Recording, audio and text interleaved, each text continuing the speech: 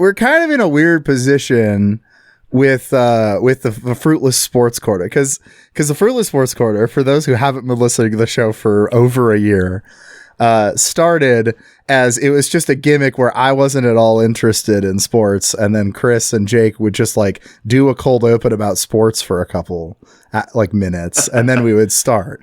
But now the Fruitless Sports Corner has become a sub-series on the Patreon. So there's so what is this? If we cold open about sports right now, what is it? Is it still the Fruitless Sports Corner? Is it a mini sports corner? What's going on? I think it's called Tradition. It's Tradition. That's right. We could talk about AI architecture instead. No, absolutely right. not. You did send us that awesome. Burn that to the ground. That awesome AI generated architecture where there's like no doors to get in. That's so cool. It's so good. The main foyer has openings into a hallway, the master bath, a huge walk-in closet, which is tiled the same as the bath, and a coat bath, as well as a master suite. There is a full bath that's labeled as bedroom 4, and it says full bath, but there's one sink. There's a Jack and Jill full bath number 2 right next to that that has no bath and 3 sinks. I do love this large Jack and Jill. This very large empty space is labeled gourmet kitchen. And the kitchen's like over on the other side of the big space. Oh man. The kitchen's in the great room.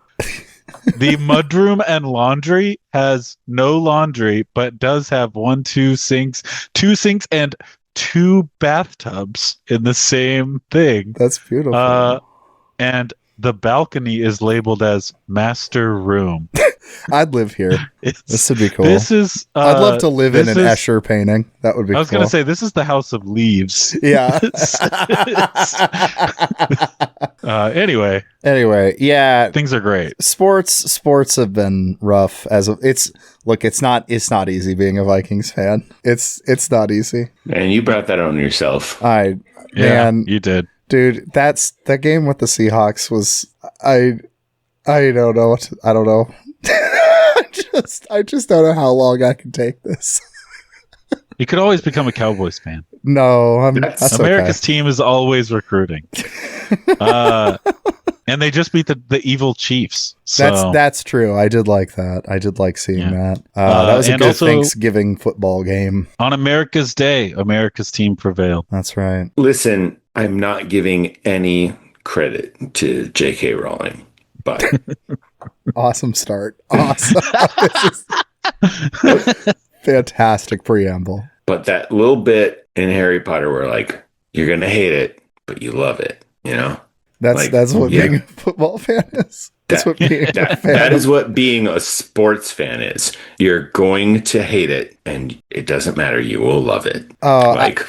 Listen, man, I've been a Chicago Fire fan since day one. Oh, and it's pain. It seems painful. Yes, man. Yeah. It's a different kind of pain. Bad. It's a different kind of pain than your team being historically good, but now being just absolute garbage. Yeah, Oh, yeah, okay. Which is all of my teams. Let's talk about that a little bit because so like I'm an Iowa State fan as well. Like we don't win. Yeah, you know, just never been a time. You know. It's just how it is. That's just it's like you don't win. So like, hey, Iowa State won 8 games this year. Awesome. I merely adopted the shitty sports franchise. You were born in it and molded by it. Well, there's a different type of embarrassed greatness with that. I mean, I think the Vikings thing is just a constant is on the verge of greatness and then shit collapses, you know, and that's classic. And this season is the collapse. I got to watch in that Seahawks game that the Seahawks, their QB, I don't know if you know this, is Sam Darnold. Our QB that gave us 10-4 last season. And then now we just got to watch him obliterate us, and we put Brosmer out there, and he had 3 interceptions. It was, man. That's pain. Yeah, my dad is like the king of this. He's just like, whatever. This is the team I like. I don't care if they're good or not. But you do care. Deep down, you care. You care so much. 14-3 last season. Excuse me. I said 10-4. 14-3 last season for the Vikings. I mean, he does care in the sense that he wants them to win. But like, I remember when the Chiefs won that Super Bowl a couple of years ago, I called my dad and I was like, Dad, they did it. And he was like, I can't believe it. I didn't think they'd ever do it. As I've said, I like, as much as I hate the Chiefs, I'm way more sympathetic to the long-term Chiefs fan because I have a deep hatred for that team here in Iowa because I watched nobody being a Chiefs fan 10 years ago. And suddenly everybody's a Chiefs fan. And I hate that. Yeah. But the people that have been like sticking it out, like if you liked the Chiefs when they sucked, kudos to you, man. No. And sorry to... And in the meantime... Okay, my dad is a huge fan of Scrambling Fran Tarkenton. Oh, my dad was like, man, that guy was a good quarterback. He was. He inculcated that into me. Okay, we gotta before we get into the sad stuff, we gotta talk MLS Play Us. Have you guys been watching this shit? No, I haven't. I haven't been able to follow it too much. It has been wild as hell. Yeah, Miami has just been beating the bricks off everybody. Yeah. Is that kind of boring? No, well, what I would say you're watching the best ever do it, but which is probably not boring. It's not boring in the sense that you go, oh no, every time something is about to happen. Yeah. You're watching it and going, oh, that's about to be a goal. So there was a goal this last game against New York. Messi was barely involved in it. He just released Jordi Alba, and then Alba made a run and released somebody else, and then Alba just hustled his ass down the field and made the assist. It was one of those things where, like, when you're watching it, if you know soccer, I don't want to be like a gatekeeper about this, but it was one of those things where you are watching it and you go, oh shit, this is going to be a goal. Yeah. Where it's like, where like a couple passes ahead of time, you're like, oh, well, there's nothing you can do to stop this. You're seeing like 3 moves ahead and you're like, this is a force of nature. Yeah, I know where this is going. It's inevitable. Yeah. It was so good. And like watching Jordi Alba just like put his head down and just like, I am sprinting. It was so cool. But also, I don't want New York to win this game because they're owned by a country. By the time we get to the next book club episode, we'll see Chris just showing up in a Miami jersey, like the pink flamingo jersey. No, absolutely not. No, absolutely not. Wearing a Messi jersey. Yeah. No, that will never happen. That'll never happen. That will never happen. Never. I do love the flamingo, though. Yeah, I do think it's a great jersey, but it's a good color. Do it. You know what I want? Okay, so I've got my Aurora, Minnesota jersey right now. Hell yeah, Minnesota United, nice. What I want is the star jersey from Minnesota, but I don't have it yet, and they're not gonna do it anymore. So fuck, I gotta find a way to get that one. This is so unrelated, but I'm pretty sure that if I keep trying to open this green tea, I'm going to either cut my like the little web between my thumb and my index finger. I am going to cut that open or give myself a blister. Yeah. I'm just keeping you guys updated on the saga. Yeah. This has been going since like 20 minutes before we started recording. Jake's been trying to open a bottle of green tea and the cap is too fucked up. Oh shit. Yeah. Cat Macario just scored for the women's. Hey, there we go. Nice. Well, now that we've chased all the nerds off with the sports Go away, people who don't like sports. Yeah, get out of here, nerds. Now we're going to do a really in-depth history book. All right. Well, I've got our opening quote for us if we're ready. In fact, it's actually technically like 3 paragraphs I spliced together for reasons we'll get into later about this book not having a very easy paragraph to just yank out. So, nope. All right. Well, from the great Todd Shepard. The Algerian Revolution, as writers such as Frantz Fanon and Jean-Paul Sartre, who supported it, explained, summoned France and the world to see the paradoxes, limits, and incoherencies of Western universalism, as well as the violence it required and thus produced. Sartre emphasized that this hoped-for Third World Revolution had universal pretensions. His preface to Fanon's Wretched of the Earth stated that we too, the people of Europe, we are being decolonized. Let us look at ourselves if we dare and see what it makes of us. Yet when France ceased contesting Algeria's independence, the government and most French actors did so while avoiding any engagement with the problems these radical thinkers identified. Instead, the ways France came to terms with Algerian independence only exacerbated them. This book explores the disappearance of an imperial state that attempted until its last months, although fitfully, to make real the principles of race-blind equality and republican universality that were rooted in the history of France after the 1789 revolution. France did this in order both to maintain control over Algeria's land and people and to reaffirm French self-understandings. After it achieved military dominance over the armed rebellion, yet proved incapable of stymieing growing support for the Algerian Revolution, the Fifth Republic still ignored the ideological arguments of those who did not want to be French or to be ruled by France. These efforts to avoid engaging with the challenges of Algerian nationalism continued until after Algerian independence. This silence allowed the foundation, as this book charts, of the now wholly, quote, European Republic that emerged in the process of excluding Algeria and Algerians from France and French history. Welcome to the Fruitless Book Club. You are listening to the 7th installment of the Fruitless Book Club, a podcast within a podcast where we read all those nonfiction books we've been meaning to read. This is episode 76, The Invention of Decolonization, where we talk about Todd Shepard's pretty damn dense book about the Algerian Revolution and its long-term impacts for France.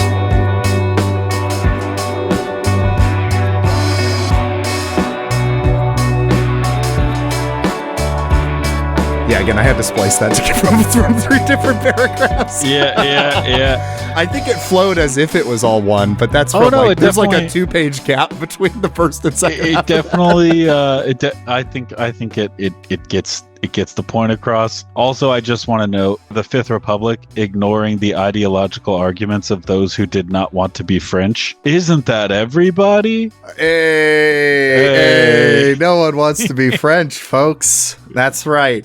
Welcome to the Fruitless Book Club.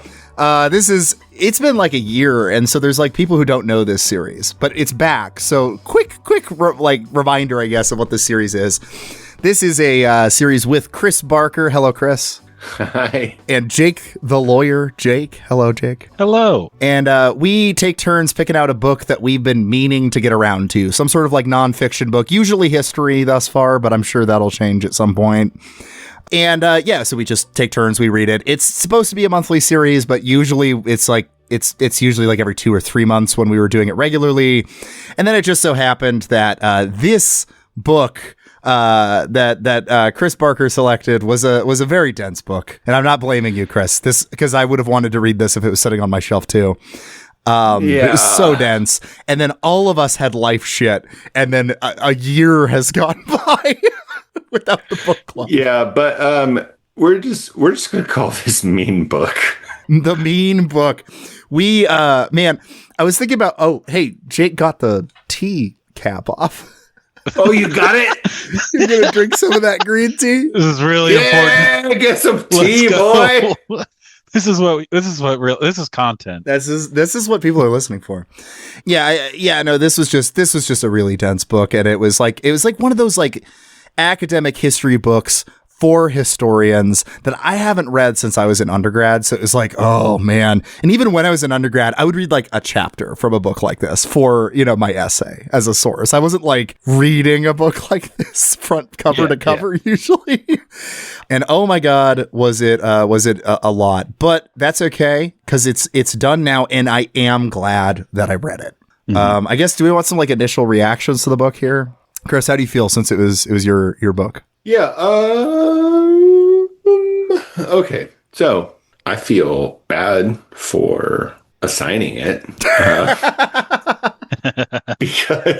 because I also had to read it and spent a lot of time going, God dang. I appreciated you being like, oh, this was difficult to read, because for me, I'm like, oh, I'm really dumb. But then when you have a master's in history, so when you're like, oh, this is a doozy, I'm like, okay, I'm not a moron. I'm not just stupid. Yeah. Okay. No, I think a big part of it was that, I was out of practice. But like, listen, man, if you're not in the weeds on this sort of stuff, don't read this book. Up front, we're just gonna say we're gonna recap the book for you, so you do not have to read it. Yeah, it is a good book, but man, it's hard to read, and I was out of practice, and I had a real bad time reading it. That is my reaction. I thought it was good, and also I didn't like it.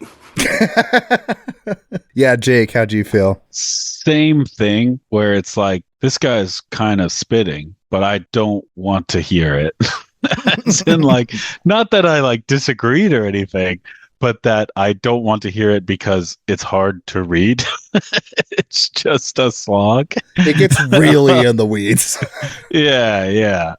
And look, as someone who deals with a lot of acronyms for work. Oh God, yeah, there's so many. This was a lot of acronyms. You have to keep track of so many. There should be a separate glossary that's just like, here's just the acronyms. Well, I think what's so frustrating right there is it sets up all this complicated shit, and then I think the book accomplishes kind of something, whether intentional or not, because his whole thing is the frustration at the fact that they had this complex system and then decided to simplify it and caused a bunch of problems. And the book is that way too, where you're like, oh my God, I spent 200 pages reading about this. And then, and then they're just like, fuck it. There's Algerians and there's Europeans. Got it. Cool. Like, why did I learn all that then? Yeah. It was a lot. It was a lot. But worth it. So for you, Josiah. Yeah. I mean, I think I've been kind of interspersing my opinion with you guys because I can't not interrupt. I apologize. But yeah, it was like I said, a challenging read, but I think it was worth it. It just has that thing when you get into like real academic shit written for scholars, not academic shit written with a public audience in mind, where it'll just say in passing like, well, as we know, X and Y, and then kind of move on. But for me, I'm learning about X and Y for the first time. So I'm like, whoa. Because so much of this book is like, okay, a paragraph just brushing past. Okay, we all know, like, especially because I think if you don't have a background in French history, there's a chunk of this book that sounds like he's defending the French far right. And it's not really that. What he's doing, though, is he's being like, there is a lot of scholarship saying how they were hypocritical, racist pieces of shit. I'm going to like look at one thing they were kind of right about. And he's consistently going like, as we all know, they were racist pieces of shit. However, this one little thing, whether they were making this argument in good faith or not, is irrelevant. They were right about. And again, if you don't have that background, I think if you had the background of the not real deep knowledge of French constitutional law during the Algerian War, you would take for granted Todd Shepard understands that the OAS are pieces of shit. Like, but because you don't have that background, it does kind of sound like he's doing soft defense at points, which I was very like, I was really suspicious of Todd until like the last third of the book, I think, is what I was like, all right. I think you're right. Damn it. All right, well, let's get into this doozy here, because we got a lot to talk about here. Man, yeah, we do. One thing I wanted to note that actually was like a breakthrough for me way later on in understanding Todd Shepard's whole deal is because there was a name getting thrown around that I didn't immediately recognize. And then when we got to the gender shit toward the end, I was like, this is familiar. And so I had to like word search a name, and lo and behold, in the very, like, I think in the acknowledgements, he cites Joan Wallace Scott as one of the historians that inspired him to become a historian. I am familiar with her not because I have read her, But because Kelly has read her. Kelly was, really into, gender stuff and feminist stuff in college. And she's like That's gender really historian who, is written a lot of interesting stuff, but eventually pivoted into a focus on France and specifically about how French liberalism's conception of universalism and secularism has been used to oppress women. Ding, ding, ding, ding, ding, ding, ding, ding, ding. Oh, that's like a fucking skeleton key for this book. Yes, it is. Yes, it is. Wow, that's great. Yeah, that's helpful background to know. I think that, French people are misogynist? Crazy. Turns out. No, I mean, and this is a thing, I think a lot of people they like the secularism of France in relation to like how religion kind of is in the US, and so they laud it in the US. It's really bad in a different way though, just to underline. And that's what Joan Wallace Scott's work is really about. She wrote about the veil and anti-veiling laws and stuff like that sprung up in the name of universality and secularism. So you can see, we'll get to that. That's going to be related to this shit. Yeah, I wonder where that shows up in modern times. Yeah, that's never happened. But yes, all right. So, The Invention of Decolonization by Todd Shepard. Let's start off with something that's also going to be important for this book, which is that this book came out in 2006, something like that. And the way he's using the word decolonization might be mildly confusing to the politically literate audience today. So we might have to give it a pause here because Todd is frustrated by the phrase decolonization being used as a kind of a passive noun. We don't use it that way nearly as much anymore. So actually he's kind of raging against something that's been addressed. So, but in, not quite as well as he would have liked. But at the time, decolonization is being used as again, a noun that refers to this inevitable historical process. The decolonization, the end of colonization is just kind of this kind of crude Marxist, vulgar Marxist kind of thing of just it just kind of happens. It's the force of history, man. It's the tide of history, which is going to be his thing he's raging against. And he's going to be way more likely to really decolonize as a verb, an active thing you have to do. And that's how it's used now, more often than not. Although I do think it's interesting because a lot of the argument of this book is going to be about how the concept of decolonization gets used to justify existing power structures. And in a weird sort of way, the use of decolonize in this verb kind of way, this kind of HR department sort of way, kind of is a different variation of exactly what he's talking about, where instead of I think I called we talked about this a little bit in the pod chat, and I think I called it imperialist realism. Yeah. Oh yeah, that's a great way to put it. The idea of decolonization as essentially a way to foist responsibility off of yourself, that. That's what they're doing. Yeah. And so it goes from, okay, it's an abstract political force, decolonization. That's the old way of kind of pushing off responsibility for the process of what decolonizing means, to now the decolonize verb thing means more you, individual, need to decolonize your thinking. Yeah. And it's not about structures. There's no systems involved. You just got to have a less colonial mindset. Yeah, you just need to, I don't know, decolonize your food choices or the restaurants you go to, where you spend your money. And it's okay, sure, but I'm still spending for commodities, and it's still it's good to support local, small, non-white businesses and things like that. But is just changing where my money consumption goes? Patterns. Yeah. It's changing my consumption patterns, really changing structures. And of course, this is all coupled with the fact that when you're told to decolonize something, you're never, ever, ever supposed to use force to do that. Right. Yes, that's right. It's very key that it's always got to be through non-violent, non-force, non-disruptive. Even. Yes, non-disruptive things. Not even non-violent. Basically, you have to decolonize without changing any of your actual values or day-to-day beliefs. Mm-hmm. You just have to sort of adopt a vibe. Yeah.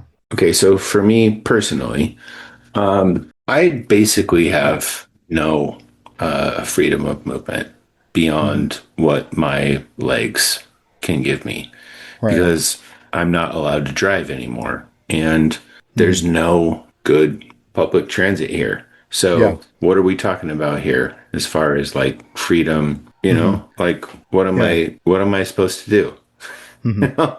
Like I've got a 7-block radius that I can move around in because I'm not allowed to drive. We should clarify, just because that sounds an awful lot like you're saying you got a DUI, and not that there's a medical condition that recently happened that you've recently become aware of. Sorry, yes, everybody. Hey, friends. I have seizures. Yes, I'm really sorry. It seems like it's been it's terrible. Scary few months. It's not been great. But have you tried decolonizing your mind?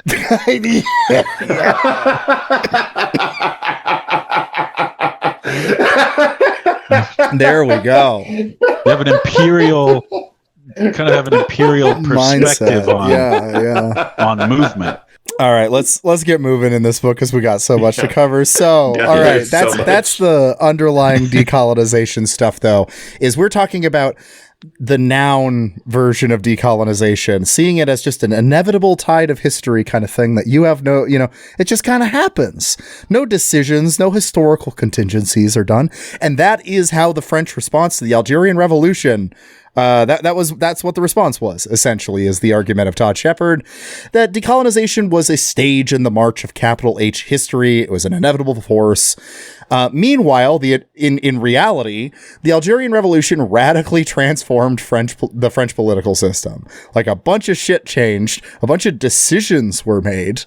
In fact, quoting Todd Shepard here, what resulted in France resembles a counter-revolution, one that curtailed both the protection of liberties and the possibilities for securing equality and fraternity that earlier generations of revolutionaries had struggled to expand.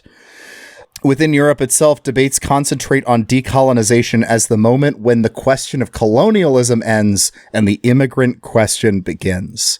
That's what decolonization is. It's just a marking from when those people in the global south no longer are our colonial subjects. They are immigrants. That's what it is. In 2006 or whenever this book was written. Yeah. Hey, does that sound familiar? Oh, is this going to be relevant to shit that's happening now? Like, sorry for assigning mean book, but also, damn, is this not familiar? I've been thinking about this book a lot. So, I mean, he just calls it, and he's also just, everything needs to be framed around its proximity to 9/11. So, and 2006 was an interesting time in American history, and still, dealing with the fallout of that. The immigrant question, especially with respect to Muslims and people from the Middle East and North Africa, that's like or that definitely would have been very relevant at the time. And doing all this, like kind of subsuming decolonization into a question of just like the tide of history, was also a way for the French to work it into their own history and kind of rewrite their own history, because it allowed decolonization to be part of the trajectory of progress kicked off by the French Revolution. It allowed it to kind of fit into this narrative of history, this kind of liberal or, revolutionary kind of trajectory of history. Let's see. So this is one of those, Todd Shepard says, we all know this, but to clarify, there's a lot of historians that have shown how colonialist racism determined French attempts to crush the Algerian Revolution. So we're not going to spend as much time with the role that racism played in this, although we will talk about it. But to clarify, he's assuming that's already established scholarship. What he's trying to do is to understand the vigor and duration of these efforts. We need to see them as continuations of approaches the government pursued in the metropole in the name of liberalism and universalism. That's the unique thing about his thesis here, is he's arguing that a lot of these were actually, a lot of the shit that's really fucked up that happened during the revolution was done in the name of universality and liberalism. So, the war, the Algerian War ends in 1962. And as the war ends, the French government gave up on trying to make Algeria French and Algerians Frenchmen. In the process of doing this, the French government made common sense of ethnic differences the basis of laws that denied people from Algeria the right to remain French. So it basically, long and short of it, as we get into this, is that as the war ended in 1962, the French government essentially made race a part of the legal system in a way it had not been previously. And it's weird that it had not been. It's not to say racism didn't exist, but it was not like in the law. And suddenly it became in the law after the Algerian Revolution. Let's fly all the way back to the 19th century and talk about what the hell happened to Algeria. Like, what's going on? What is this place? Yeah, I feel like we're kind of talking about, like, everyone should just know that there was this long conflict between France and Algeria. Yeah.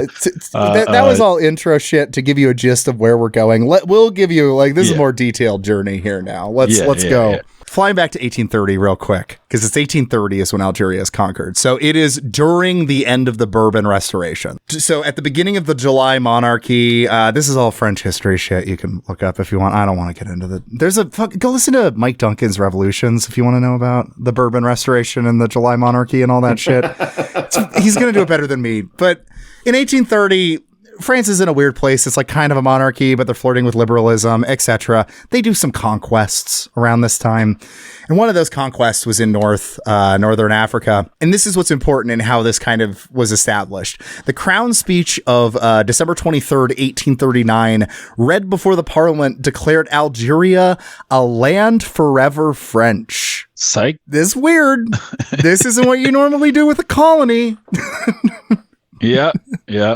Like throughout this kind of weird, murky proto period we're talking about from 1830 to 1851, Algeria is being framed as part of France. So it's conquest, not colonization. Now, it is colonization. We all know that. But it's from their perspective, they are engaging in conquest, and this is going to have long-term ramifications.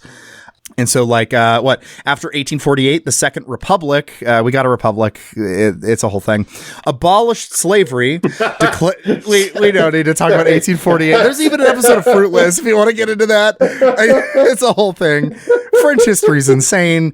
But there's a republic now. They abolished slavery and declared French territory in northern Africa an extension of France. But citizenship for indigenous inhabitants was postponed. So citizenship was only possible for men in France until 1944. Similarities between women and colonial subjects are pretty notable here. They like slowly earn their rights once they're proven to be rational agents. They get their rights to vote. I love the idea of earning your right. That's good. I love these things that are natural rights that you have to earn. You have to, a big part of French republicanism is the ability of you to be a rational decision-making agent. And they just did not believe that women were. Yeah. So like, what I think Joan Wallace Scott's kind of work is really interested in is the way in which gender is like built into the French Republican model around this time. We're kind of passing over that and, kind of mentioning it in passing, but that's what's going on here. I don't know. Have you met my ex-wife? That was awesome, dude. Let's do some boomer humor. Just being a 2000 stand-up comedian. Yeah, in the middle of the book club episode, we're start working on our type 5, about women and the shopping habits. They do be shopping. No, none of that. No, but yeah. Also important, an important distinction though between women and colonial subjects here is that there was an argument about women. They would never have citizenship, and then eventually they did. But they would never have the right to vote or whatever because they are naturally irrational. You know what I mean? Like it was making a kind of a case to nature or whatever. The difference with Algerian men was that they are currently irrational. But the long-term view here in Algeria is that they will one day be voting French citizens. Algeria is not a colony. It's definitely a colony, but for the average Frenchman, Algeria is not a colony. It is a conquered part of the French homeland. That's if getting assimilated currently. Like if you're taking it in Europa Universalis, it becomes the same color as your empire. You're not. No.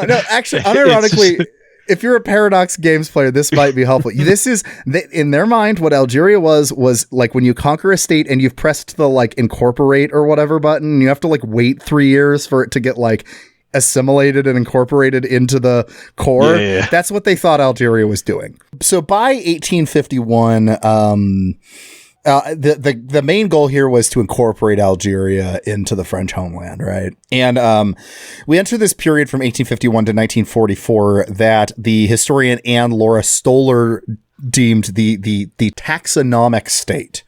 So France and Algeria was about categorizing and defining people and their possibilities, and their possibilities authorized by state actions. It shaped their situations, options, history, etc. So we've got this state that functions in like kind of categorizing people and shaping their world in that way.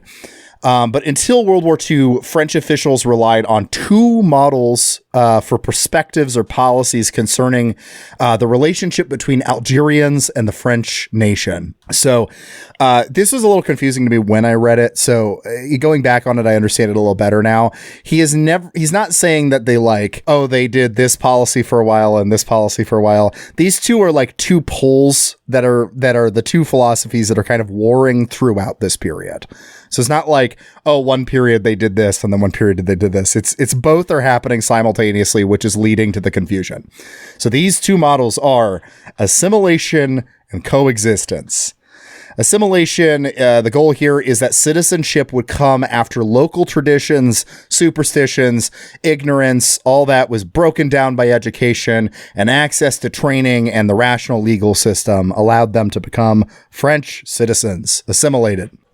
This is in contrast with coexistence, which recognized different groups existed in Algeria and that their relationship to the state and the nation would be different. So what's important between the two is assimilation is eventually breaking down cultural practices that make Algerians separate from French people and eventually incorporating them into the French system, while coexistence is about having different legal systems for different communities, which is where this whole headache is going to come from. For better or for worse, this was the best system that they thought they found at the time. Because while the goal of assimilation is the thing that they're constantly talking about, coexistence is how it's kind of happening on a de facto level. So the goal is one day these Algerians, they'll become French and they'll be under a legal system. But until then, we're going to have these different categories of people. So we have like, people that are deemed like Muslim, and then they'll have Quranic law versus the Jews in Algeria who will have Mosaic law. Yeah. We kind of get these weird kind of systems. Now, although the state had these multiple legal systems, each governing different groups of people, French officials largely avoided describing them in terms of, and this is important, race, nationality, ethnicity, or even religion. They're just descriptions of communities that exist, kind of when they arrived. And so they were very hesitant to ever incorporate into law the idea of race, because the French system's all about universality. You know what I mean? Supposedly. Yeah. No, that's like the huge thing. I mean, it still is. I mean, they just did a thing about nobody can have any sort of religious stuff in public at all. Yeah, they do that a lot. Like, they just did that. You know, they're very much like, no, you're French. You're not a Christian. You're not a Muslim. You're not a Jew. You're a French whatever. citizen. You're just a French person. So they don't you see don't color. get to do any of that. Mm-hmm. And then, but of course, this in practice is like, okay, except we've banned. I heard the irony in that, Jake. Yeah, famously, French people not racist. Well, because this is then how you do that is you go, well, okay, it's just illegal. Oh, there you go. What does that say? Oh, hate makes hate. Oh, nice. Jusqu'ici tout va bien. This is Those are quotes from one of my favorite movies, which is a French movie about poor people and brown people in the banlieues. Oh, nice. Sick. What's the movie? The movie is called Lion. Oh, nice. I'll have to watch that sometime. You should. It's really good. Lahane. Nice. But yeah, no, that universality though will manifest in things like them going, well, it's illegal to wear a veil. This isn't targeted and racial in any way. It's just illegal. Like, that's bullshit. Yeah, and it's like obvious, but it's universal. Okay. It's universal. They're never saying it's about race. But then also, though, I will just say that kind of fucks with Orthodox people. There are Orthodox Christians who feel like women need to be... Oh, go ahead, Jake. Yeah, recall that the French Revolution was focused on secularism per se. Like it wasn't like a Christian secularism, even though it sort of was. Largely kind of ends up being, But even then, like the Orthodox, put a pin in the Orthodox thing, because this is kind of where we're going to go here, is there's a lot of weird fringe cases that come out of these weird attempts to legislate this stuff. Because, you know, like... We'll come back to the specific Jewish community toward the end that showed exactly how ridiculous this whole thing got. I think it kind of fits into all this. Yeah, because I just remember when I was living in Russia, and every time I went to church, like I was allowed to veils. I was allowed to wear whatever I wanted, but the women, they had to put something over their head before they went in, and like. You know, like on the one hand, I don't think that's cool. And on the other hand, you know what? That's their own thing. But you're also, not Orthodox. Like, no, I'm not Orthodox. But also, like, if people are going to just like wear stuff over their head while they're walking around in the world, like, come on. Like, what? Who cares? Who cares? Like, I don't care. I don't care. It's not hurting me. That's right. But that's a very American mentality, of course. Not in a bad way, but it's true. This is one of the few good things I like about definitely the American system is I do like the kind of libertarian ethos of like I don't give a, if it doesn't hurt anybody, I don't really care. You can do whatever you want. I don't. As long as you're not hurting anybody. Like again, seriously, it's not hurting me. I don't care. Like Like if you're not hurting me and you're not hurting anybody else. And you're not being hurt, then cool, do whatever you want. Napoleon III during the Second Empire, again, we're not going to get into that. The biggest dipshit in the world. We're not going to get into Napoleon III, man. I'd love to just do a book on Napoleon III at some point. What a insane... Stupid. But anyway, he declares Algeria, as a military command replaced civilian control. Official colonization slowed down after 1860. The army, Napoleon III during this period, he declares Algeria is not a colony, but an Arab kingdom. And that's going to be so used a lot in the coming future. Algeria is not a colony. It's an Arab kingdom as a, part of the empire, And in this process, he also officially endorsed the coexistence model during this time. So this is where we get the Quranic civil status, the Mosaic civil status. This all comes out in the 1860s. Quoting Todd Shepard here, in affirming the centrality of policies based in coexistence, the emperor also introduced a new variant of assimilation, which was at once more aggressive in its effects and more limited in its reach. Through the affirmation of French nationality for all, the extension of full citizenship to a limited few, and the establishment of a process of so-called naturalization, the Second Empire gave institutional form to the promise of assimilation in Algeria. So again, we're looking at the future. One day, Algeria is going to be part of France. It just isn't there yet. In 1865, the July 14th Senatus Consulte. I think it's Latin, but it's French, but whatever. The Senate consult asserted that every indigenous Muslim is French, thus recognizing their French nationality, and extended French citizenship to a small number of indigenous men and their descendants. So we're kind of introducing some Algerians into the concept of being French. And also, just to be clear, Muslim was a racial category. It starts becoming that way. Yeah. Because when you're talking, it's weird because it blurs that line of like of religious / racial / ethnic term, because how could you say an indigenous Muslim is French without referring to some sort of ethnic background? Like it's just this is about to get weird because of this, right? But you know, at the time it's like, okay, we're offering some citizenship, but importantly, to become a French citizen, you need to abandon your local civil status. So that's, like I said, all these multiple legal systems you have to give up your Quranic status to become a French citizen. That's the trade-off. That's the assimilation here. So officials termed a small minority of Algerian inhabitants Algerians with French civil status or with common civil status. So these are the ones that chose to do that. This category comprised both immigrants from Europe along with the small number of native Algerians who had abandoned their local civil status. And see, now we're getting weird with this because we got this term Algerian with French civil status. This term is both referring to native Algerians who have given up their Quranic status and have become citizens, but also the colonizers. And this whole mess, this is why it's so hard to read this book, is because this is going to get even more messy as it goes. This turns into fucking spaghetti. Mm-hmm. So then you have the concept of naturalization in Algeria. It prefigured French practice in the colonies in the late 19th century. In West Africa, naturalization of deserving members of the local elites worked to reassure French claims that association's goal was equality, even if it clearly made inequality. But in Algeria, it was supposed to prefigure what rights would be granted to all Algerians eventually. So that's the difference between how naturalization worked in the colonies versus Algeria. It's not just a few people that get special naturalization status. The few people that get it in Algeria are the first in a long line of people that will eventually get this, supposedly. Sure. They really believed it seems like, though. One day.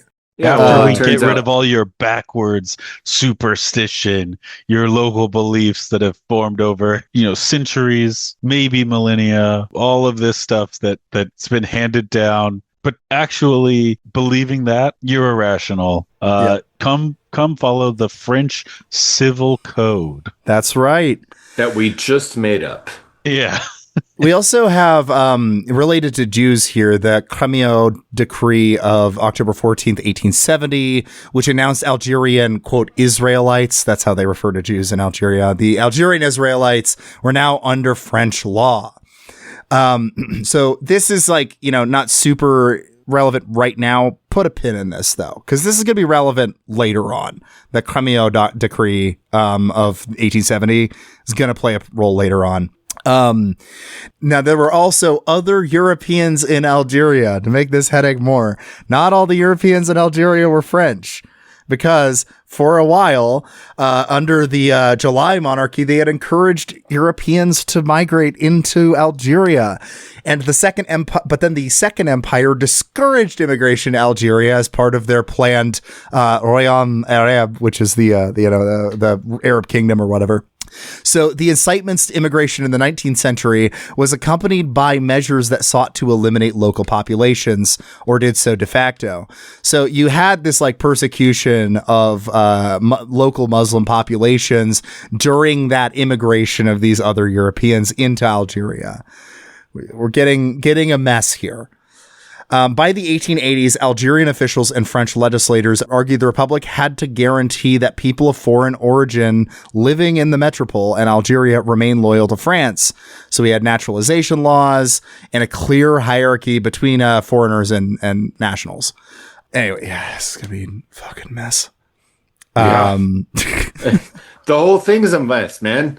And this is before the war is broken out. I really got to underline this. The French made this a mess because they couldn't just do the right thing. Well, we got to underline something too real quick that's going to be a big part of this mess that it doesn't fully get talked about in the book because it's kind of taking for granted this, which is that Algeria doesn't really exist. Okay, so that's not a country. Yeah, prior to colonization, Algeria is a colonial boundary. You know, like it wasn't, there was no nation of Algeria prior to colonization. It was a big part of Algerian nationalism was about trying to kind of cook up from scratch an Algerian identity.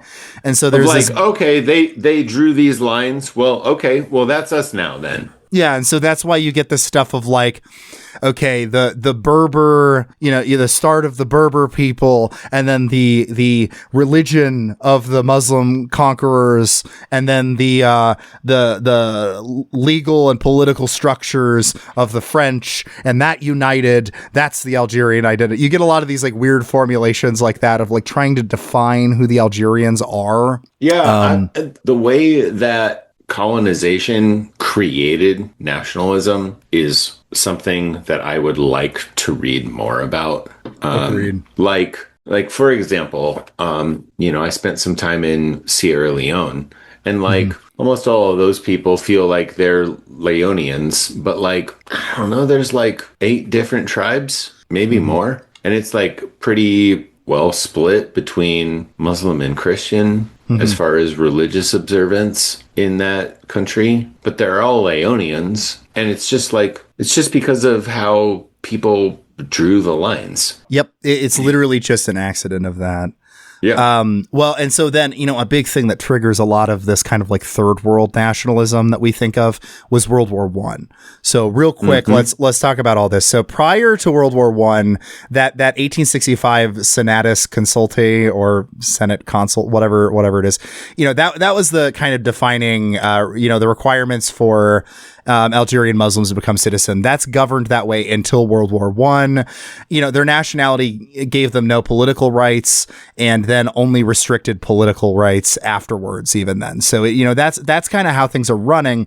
And then something changes, which is that, after World War I, the sacrifice of thousands of Algerians on battlefields and in factories led to the law of February 4th, 1919. 1919 is a huge year if you're talking about the year of third world nationalism. This is also a bunch of like protests in China happen around this time too.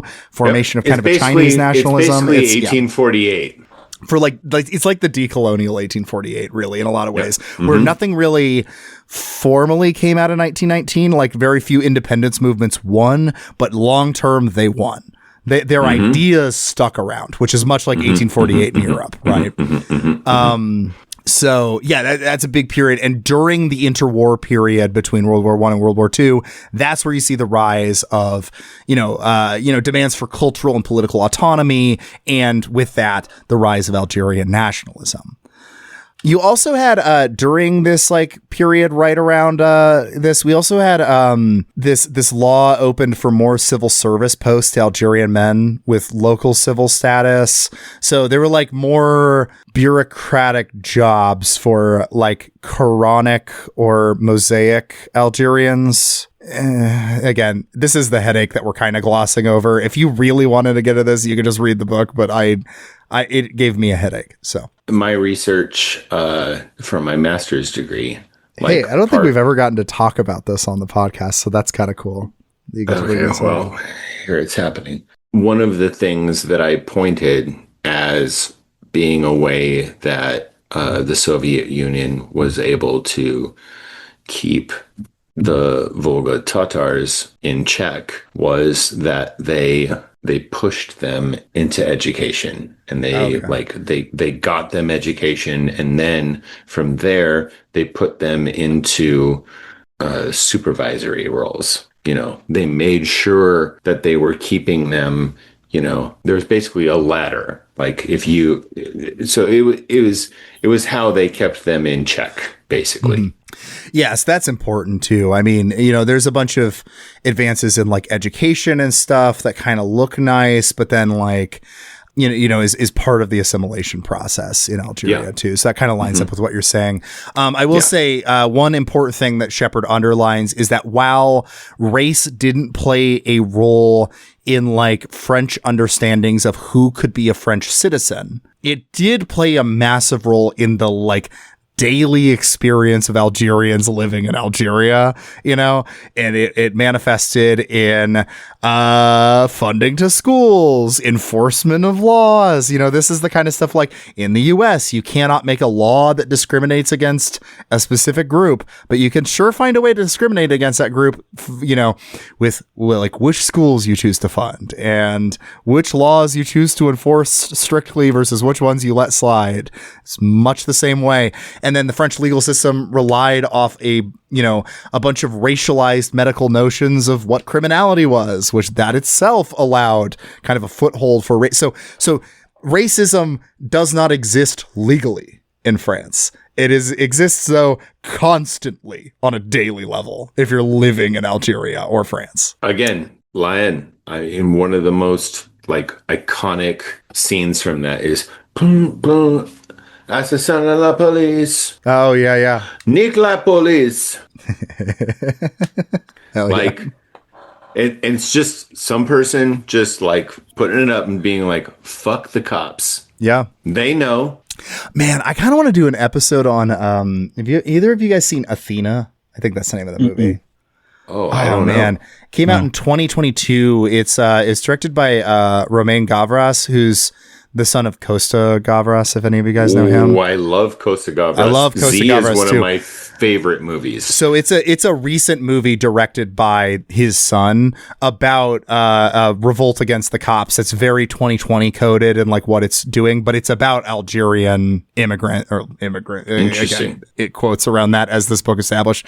Algerian immigrants in France rebelling against the cops. It's very good.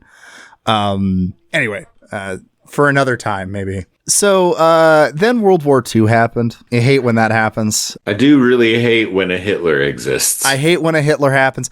I hate when France ends up going through a whole fucking thing that we don't need to get too deep into. I hate when France gets taken over by a dipshit. By Nazis, and then like most of the like a good chunk of the French citizenship are also covert Nazis, so they're like, oh no, I have to be a Nazi. Oh no. Oh man, a Vichy, dang. Oh, damn. I'm not anti-Semitic by choice. I'm just merely cooperating and collaborating. And anyway, that was a rough period for French history. We won't get too deep into it. It is kind of important though, because so much of the French identity after World War II is about disowning some history. We'll do more of that later, but disowning the history of the amount of collaboration that France did with the Nazis and instead trying to really emphasize de Gaulle, the survival of liberalism in the face of World War II, in the face of the Nazis. And, this is kind of a classic thing. Like this happens in a bunch of places, throughout the world after World War II is that the Nazis made racism feel bad. They ruined racism because it's hard to go to bat for racism in an explicit way after the Holocaust happens. Everywhere, everyone starts to, over the next few decades, find a new way to be racist because they're like, we can't do the Nazi shit anymore. Well, they can now. Well, now it's coming back. Oh, but now they can, yeah. That's a whole other thing. Isn't that Ibram Kendi's whole thing? That you just get more and more covert racism? Yeah. I mean, that is kind of his thing. I also think of, God, what's the name of the book? It was a book I read at one point in college. Yeah, Racism, A Short History by George Fredrickson. That's the name of the book. In that book, he argues that one of the things he argues among many is that anti-Semitism got a bad name after Nazism. And so they had to kind of like rework it. Yeah. Earlier when you were like, a big part of French was being, and I just wanted to be like anti-Semitic. Yeah. Oh, there's so much anti-Semitism in France. Affair. Yeah. But this is this is when they disowned Dreyfus. And so that's why, speaking of Costa Gavras, right? One of my favorite scenes in Z is where they go, do you feel that you've been framed like Dreyfus? And the fascist yells, Dreyfus was guilty, as he's getting dragged away. Great scene, because you're not supposed to say that. You're not supposed to like after you're not supposed to be saying that you thought Dreyfus, because for those who are unfamiliar with the Dreyfus Affair, we won't get into it, but Dreyfus was a Jew that got falsely accused of a bunch of treason and shit. And so it became a big point in French society about the those who defended Dreyfus were kind of like the liberals and the progressives, and those who were against Dreyfus were the anti-Semites. And so, but you're not supposed to say that. But so after World War II, the Republic broke with the previous consensus that citizenship be one and indivisible, and introduced a new type of citizenship, which was Muslim French from Algeria. Here's one of our alphabet soup things. FMA, Muslim French from Algeria. Which is somebody that has full political rights and the maintenance of local civil status. So French Republic law governed all French territory, but various civil statuses are compatible with public law. So in theory, French, Quranic, and Mosaic laws, all equal. In theory.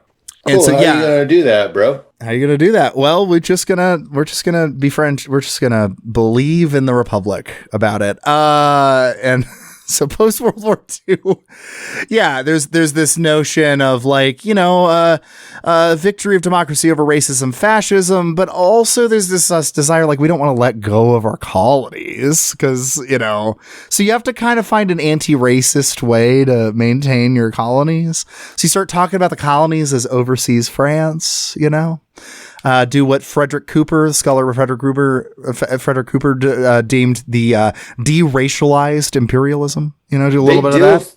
They do still have overseas France. There are places in the world that are France. Isn't like part of Djibouti still under military occupation? There's a place in French Guiana, I think. Yeah.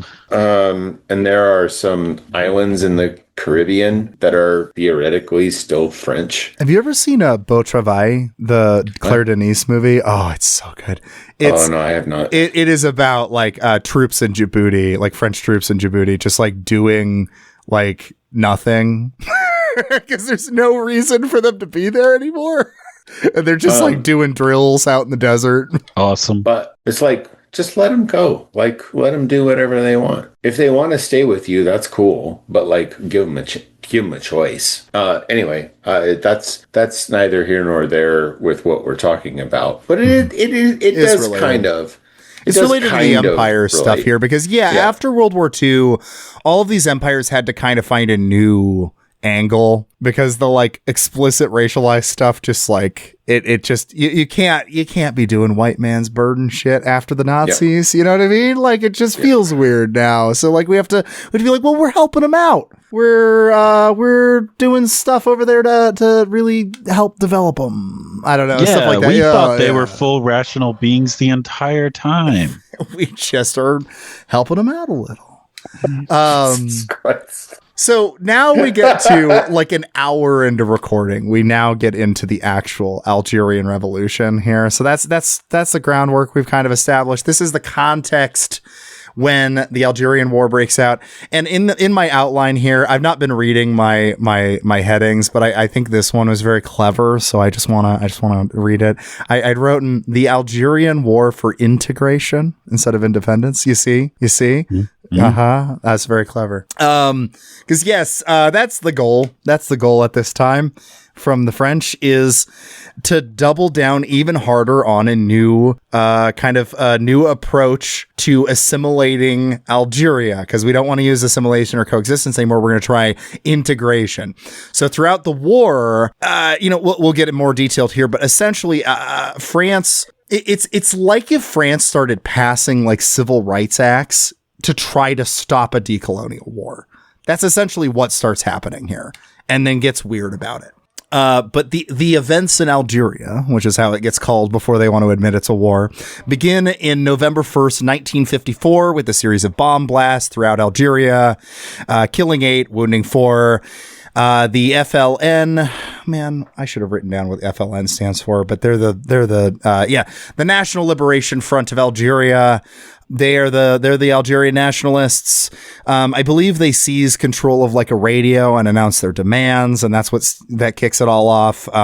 They are willing to use any means necessary to obtain their goals and to internationalize the struggle against colonialism. Yeah, for context, Frantz Fanon was a member of the FLN. Yes, Frantz Fanon was part of the FLN, which is why there's some probably difficult for modern audiences chunks hunks of Wretched of the Earth to read, in which he is defending terrorism, kind of. Yeah. So we're going to get into that real quick.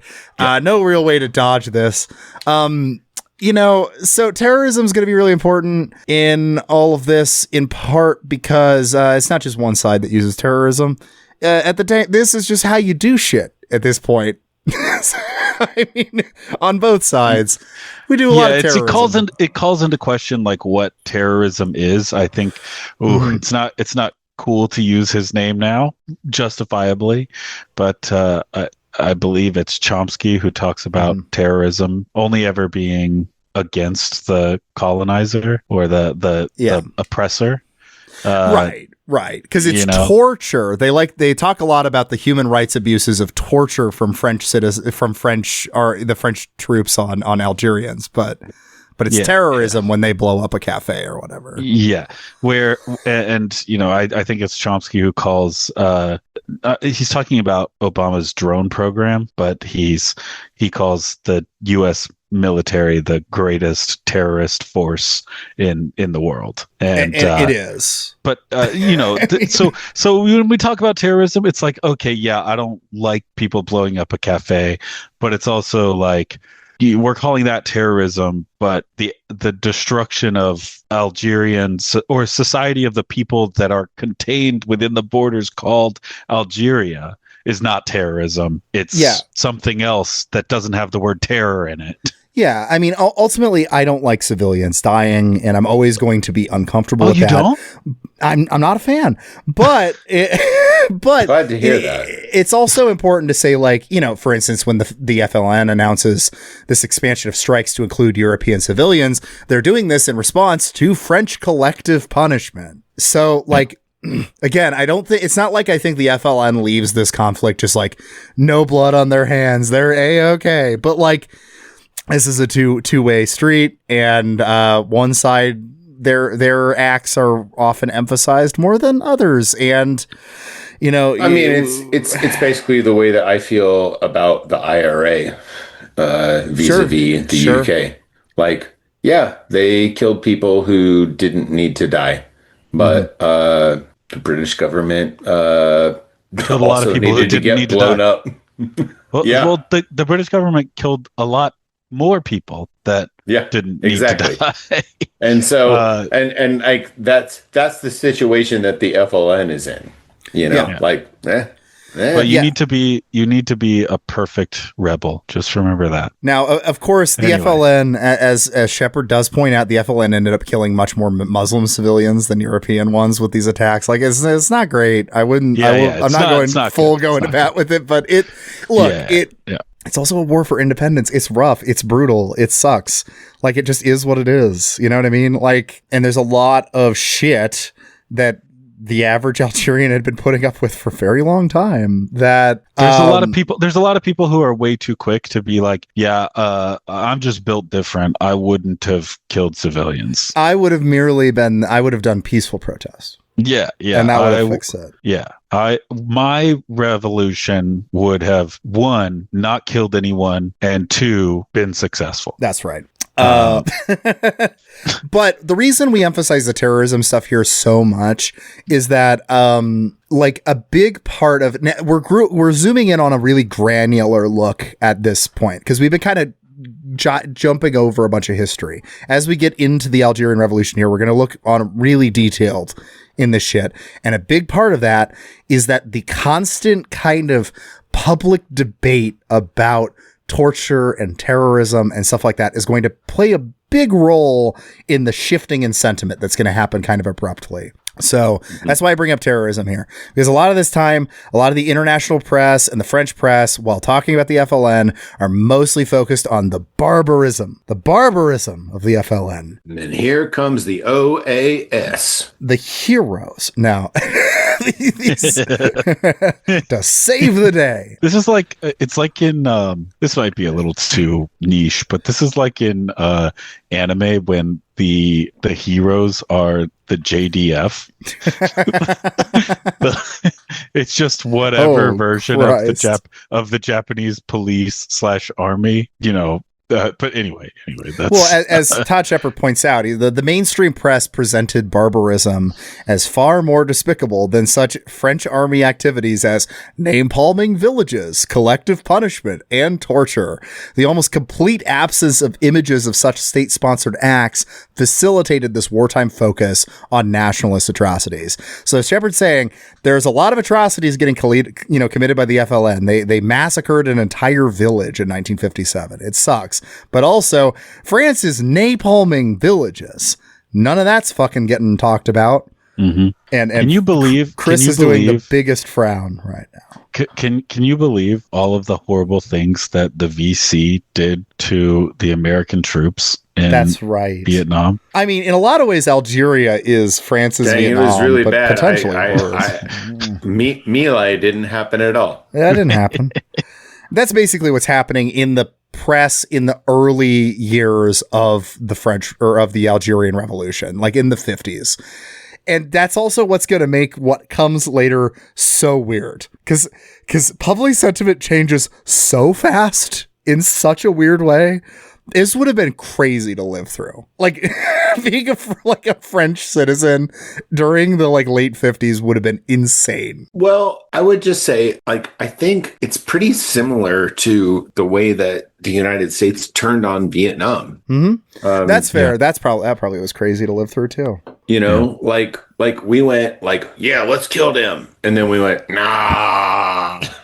Yeah. The weird thing about, it would have been crazy to live through that period of 1950s France, but oddly enough, there would be the same amount of cigarette smoke around you as today. Some things never change. Now, what's important to now get to everywhere. Now that we've really understood. Dude, when I went to Paris for a week and a half, I smoked so many Gaulois, unfiltered Gaulois. I destroyed my lungs when I was there. They are fucking terrible. I loved them. They were so bad. They were terrible, but they were so good. Because I was like, I'm in France. I got to smoke the French brand, right? I wasn't going to ask for Marlboros. You know what I mean? American spirits. Yeah. Hey, all right. I think they have Marlboros. Don't call me out like that, Jake. Yeah, Chris is an American spirits guy. I know. Yeah, man, blues. Hell yeah. I got to start smoking. Nope. No, you don't. You do not. Don't do it, brother. No, it's so bad. Do not do it. Dude, do you want to cough at stairs? Do you want stairs to mean coughing fit? Is that seem cool to you? I already do that. Oh, okay. Well, it'll make it worse. It's called being out of shape. When you combine those two, dude. I'm ready to reach the next level. My brother in Christ, I am telling you, please do not. Please do not.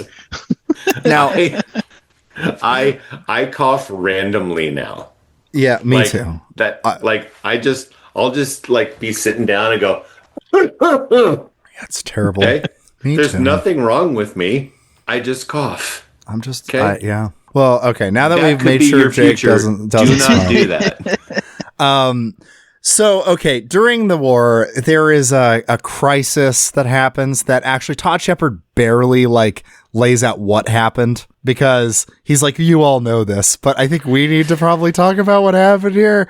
So the crisis of 1958, which also left to isn't that what led to the French Fifth Republic technically? Oh yeah. Yeah. Okay. So again, the book doesn't explain this. Let's explain this. So, oh God. So they were listeners. I need you to know that what happened here is Josiah went, oh God, and just put his hands over his face and sighed very, very dramatically, because this is a big old bunch of shit. It's a can of worms that I don't even feel qualified to talk about, but essentially the quick version is de Gaulle is starting to lighten up the war effort. De Gaulle's in charge, by the way. That's going to become important. Charles de Gaulle, the hero of World War II, he's come back. He's president. Also, they named the airport after him. Fuck him. Yeah, he was like kind of cool cool in the dude and 40s, but he fuck him. sucked really bad later on. Yeah, we'll get into how much he sucks in a Churchill second. situation, you know, like he drops some banger quotes, but he also you. kills millions of people across exactly their empire. Yeah. Well, and when it's Nazism versus everyone else, he's really cool and epic or whatever. And then once you're back to no more Nazis and it's just us, it's like, oh right, your version of liberalism is like racism and it is racist and it sucks. That's what happened with de Gaulle. That's what happened with Churchill. That's like, there's a reason they voted Churchill out after the war. I mean, isn't that just what liberalism? Isn't that just what liberalism is, Josiah? Yeah, you might say. But no. So during we can't get there. The crisis of 1958. Hey everyone, it's Josiah from the future, editing this right now. I also got really sick the day after we recorded this, so my voice is a bit fucked up. Sorry about that. I go on to explain the 1958 crisis in France really poorly, so I'm actually just going to cut it because I said a bunch of stuff that was straight up just incorrect. So I'm going to explain it now really quick. So in 1958, René Coty is the president of France. During his presidency and at the beginning of 1958, there were a bunch of cabinet crises and a bunch of just various internal fighting that all kind of increased the general irritation of the French army and the European Algerians, who were afraid that the war in Algeria would get abandoned, much like how France had pulled out of Indochina in 1954, a couple years earlier. And so because of this, a bunch of military officials rallied around a coup to try to put de Gaulle into power. This is kind of the detail I fucked up when I was talking about, so I want to emphasize now. Those who supported the Algerian War were the people that put de Gaulle into power initially. He had been away from power since World War II, and this attempted coup was going to put him into power. However, he did not want to be a dictator. He was a, devout constitutionalist, or at least that was part of his public image. And so he negotiated a agreement with René Coty and the various political parties where he would kind of come in and be the savior of democracy and take power. Coty would step down, and then they would draft a new constitution, one which de Gaulle specifically requested would have a stronger presidency, because he believed a lot of the crisis of the Fourth Republic that had come crashing down was that they didn't have a strong enough presidency. This is going to be notable. Put a pin in this, because this is going to all lead to stuff later on in the episode. So quick version of this. People were pissed off with how Algeria was getting handled. The military intervened, almost did a coup, but then de Gaulle did sort of like a democratic coup where he got everyone to agree to a new constitution. That was the crisis. Now let's see where it goes. We're going to focus more on a couple years after this, but this is a headache and a rabbit hole if you want to fall down it. Okay, so I know it's crazy and it's a lot and ridiculous, but it is kind of sick how many, France is just one example, but how many places are on their 5th, 6th, 7th constitution? That's what a functioning democracy looks like. We're by still the just fucking chilling. way. We're bragging about how old our constitution is, and I'm like, no. We should be on number 18. As bad as all of what we're about to talk about is, the fact that the Constitution is semi-malleable in this book, in this period that we're talking about in this book, is so much better than what we have in America. I'll be fucking for real. The fact that you can actually change things, that you can elect people that can change the structure of government is so much better than what we have in the US, which is you elect people that cannot change anything. Purposefully. I think it was Know Your Enemy or something. They did something on, there was some throwaway line or whatever I've been thinking about on an episode where they talked about how there'd been a study on parliamentary republics being less likely to descend into dictatorships than presidential republics, in part because the presidential republic, you get so sick of the inability for anything to ever change that eventually you elect as president the guy who's just going to disregard the Constitution so that things will change. Oh, dang. How did that happen? That's kind of crazy. Yeah. Anyway. I think it's the scholar Juan Sanchez Dang, I'm very certain that Sanchez is the last name. But yeah, he like basically demonstrated that like, yeah, the American style does not work. Like it breaks down. And like the only reason that it has worked in America so far is because we're nice to each other. And well, it turns out we're not nice to each other anymore. Well, that was the de Tocqueville thing, right? Is that the system only works because of norms, and then once we started chucking the norms out, it works because we're nice to each other, and now we're not nice to each other. But even with the norms, it didn't work because it didn't work for everyone. No, it only worked for some people. But I guess it remained structured and functioning for those people even. And now we're just in a, there's not don't quote the law at someone with a sword, right? You know, it's that right, exactly. Yeah. Anyway, me every time I try to explain that laws only exist to the extent that they could be enforced or be enforced. During this whole fucking mess, though, that we're talking about, and the constitutional crisis that happens, all that, we'll get to another constitutional crisis later. There was, okay, I'm just gonna read this quote. So, from Todd Shepard here, he says, "It is morally tempting to focus only on French military and police responses. The scale and effects of French military and police efforts to destroy Algerian nationalism and the terrorism linked to it led directly to the deaths of at least 150,000 and upwards of 350,000 Algerian Muslims. But we also need to pay attention to the second element of the French response. This is what's going to be important for this book. An extension of political rights and economic assistance unparalleled in the history of Western overseas imperialism. Efforts that administrators and politicians had blueprinted when they designed the French Union became a way to guarantee that Algeria would remain part of the French Republic. So while we have this brutal war happening, this awful war happening, France is also cooking up like some of the most progressive shit possible desperately out of the attempt to keep Algeria in place. They're like, fuck it, you get all the rights. Like, let's do this.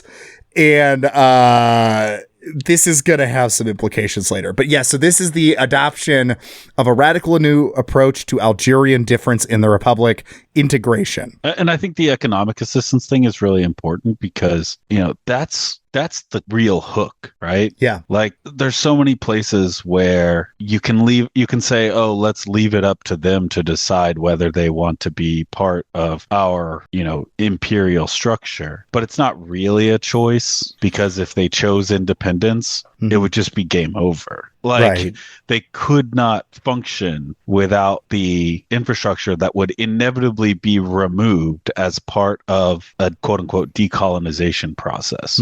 You know, there has to be some form of economic reparation that comes along with the quote unquote decolonization process. And that's just a I'll read this quote here. I think this is related. So Todd Shepard puts it this way. Integration, so this is differentiating it from assimilation and coexistence. Integration recognized that civil code status did not simply mirror regrettable but real group differences that impeded the extension of citizenship to all adults in Algeria. Rather, integrationists proposed a historical analysis. Since 1830, France had established a system that produced new differences and reinforced the privileges of one group, French with common civil status over nationals with other civil statuses. Integration policies aimed to reverse the inequalities that this institutionalized discrimination had produced. Integration broke with the tradition of coexistence by accepting that maintaining particular relationships between various subnational groups and the French state, expressed by the coexistence of different civil law regimes, need not entail an unequal relationship to the nation, expressed through the political rights attached to citizenship, which were now uniform. So integration, it was not like 20th century American multiculturalism. It doesn't embrace Algerian difference as beneficial or worth encouraging. The goal was that all French people be governed by the same law. Essentially, what's happening here is that with the real fact that they are losing this war, they attempt the most progressive thing ever that they should have probably done several decades prior. to say you're fully citizens. We're doing reparations to try to even the level of the playing field. Let's go. This is the thing You're I French. was saying, like in my first like bits of notes on the book was like, man, they made a mistake by just not being like, all right, you're all French now. Like, let's just be clear. They shouldn't have done a conquest. They shouldn't have done what they did in the 1830s to begin However, with. Yes. Having done what they did, what they should have done was be like, okay, cool. You're all French now. You have citizenship. You have rights. You have you're whatever. just a French. But they can't do that. They can't do that. Because that's not the point. The point was extraction from from Algeria. Well, yes, exactly. You're right, Jake. Yes, you're right. That the reason they didn't do it is because they wanted to get money. Yes. Well, yeah. Classic. This is where the integration stuff gets dark, though, because without accepting Algerian nationalism and their arguments into it, integrationists accepted that France needed to take origins into account. You know, in order to do proper reparations, you need to like acknowledge the group that's been harmed, right? Is that like in Watchmen when they have the little DNA tests? Exactly. So these reforms that happened during this integration area technically disappeared after Algeria achieved independence, but the concept of origins entered into French law. And that's going to play a big role in 1962. So this is the thing. All of this integration stuff, a progressive moment was kind of opened up, but only one part of it really lasted, which was we now have a concept of how to dictate who is and isn't French, potentially on an ethnic grounds, but not technically yet, just origin. This is your origin. So relying now on origin, the FMA category we talked about earlier, now that category is starting to look an awful lot like ethnicity now. So Muslim French from Algeria, when we're taking origin into account and combining I really wonder what color those people's skin is. I wonder what language. I wonder what language their native tongue is. I wonder what type of kingdom they're from. But initially, this was used for supposedly kind of good things. Between 56 and 62, the Republic used this FMA category with the origin kind of component to address effects of discrimination. Something that Shepard's kind of compares to affirmative action in the U.S. Right? It was called exceptional promotion. Trying to hire Algerians into the government, how to kind of get these FMAs into becoming judges, civil servants, part of the National School of Administration, things like that. These measures were done via, this is important, the exceptional powers provided to the executive branch in the French government. I wonder if that's going to come up later.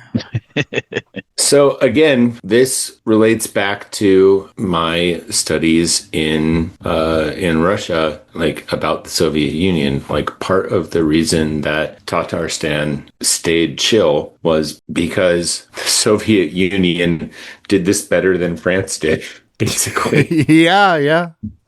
They integrated Tatars into high levels of the bureaucracy and made sure that ethnic Tatars were well spread out. Yeah. The integration stuff is also where you start to, we're seeing this ethnic introduction. So like, even though they're doing this affirmative action stuff, that's kind of good. It's, overall they're really struggling with terminology. Like there's a point I think it's in the armed forces where they replace the FMA designation with French of North African origin versus French of European origin. Now remember that was different. The French Muslim, Muslim French of whatever.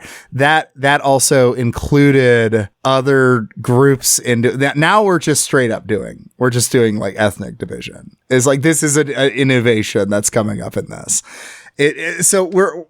Things are getting weird with all this terminology that we're kind of glossing over here. Because again, if you want to get into the spaghetti of terminology, you can read the book. But all this to say, all of these weird legal categories are starting to coalesce around just clearly, as I've been using in this thing. I've been saying Algerian and French people to kind of differentiate ethnic. I mean, we just kind of take it for granted. It's just kind of how we talk about this. I also just want to say that I liked when FMA was replaced, because then I stopped reading it as Full Metal Alchemist. Well, the war's coming to a close, and so France has now, this integration effort's not worked out. For Algerians don't want to be part of France.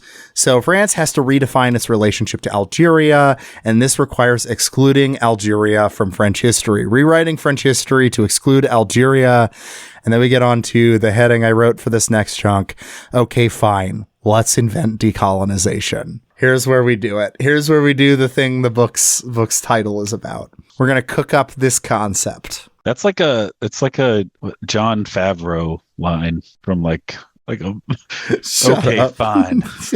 Let's invent decolonization. And then he's the right drop behind hits, me, isn't he? And then, yeah.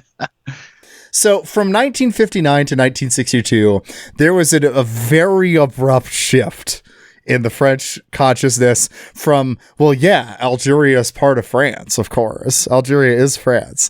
To actually, Algeria is a colony and it must be decolonized as per the forces of history, right?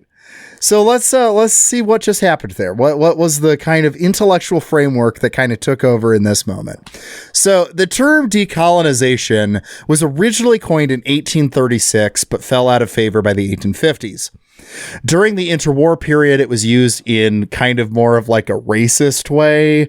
Like, decolonization was a term kind of like decline of the West might be. You know what I mean? Where it's like, it's a dog whistle kind of thing. Falling birth rates. Yeah, exactly. And it was only, and then I think Lothrop Stoddard used the term decolonization. Awesome. Yeah, awesome. that's kind of what we're, at the time it's like, oh no, it's this thing. But it's in the 1950s that European political scientists begin using it as a technical descriptor of shifts in sovereignty after World War II. Right.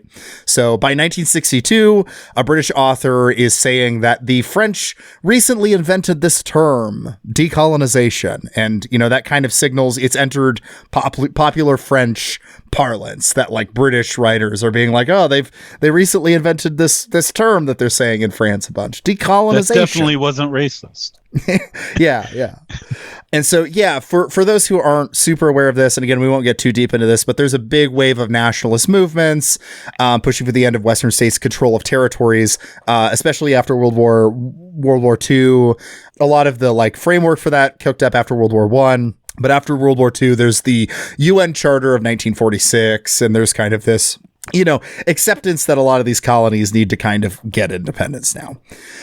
The French didn't see any of these developments as having any significance for them, though. They saw the UN Charter was being about developing the ability of colonized people to administer themselves, but not independence necessarily. It's about building institutions so that they could embrace the French Union. So around this time, that's kind of the mentality. And, in their colonies, the French engaged in brutal crackdowns in the 40s and in the 50s. In the 1952, we get the coining of the term the Third World, coined by Alfred Sauvy. I'm not sure if I'm pronouncing that right, but Alfred. He coins it in this 1952 article on the three worlds, which was industrialized capitalism, industrialized socialism, and then everyone else. And everyone else is the third world.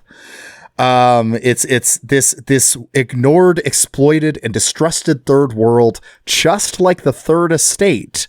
It wants to be something. So we have this kind of reference to the French Revolution built into that article here. That was the quote there.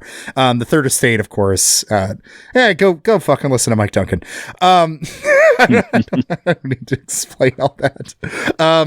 Now, despite this quote usually being understood as a political call for understanding of the colonies, what Shepard likes to emphasize here is that Alfred Sauvy was a fucking racist, a massive fucking racist. This whole idea of the third world comes from an article by just a raging racist. This guy played a role in the Vichy pro-natalist population policies. Yeah, Whoa. It's like if David Duke had written an article about, hey, David Duke this is how the Settlers. world. Yeah. And central to his idea was a belief in distinct racial populations, which were surging while European populations declined. This is why he was worried about the rise of the third world.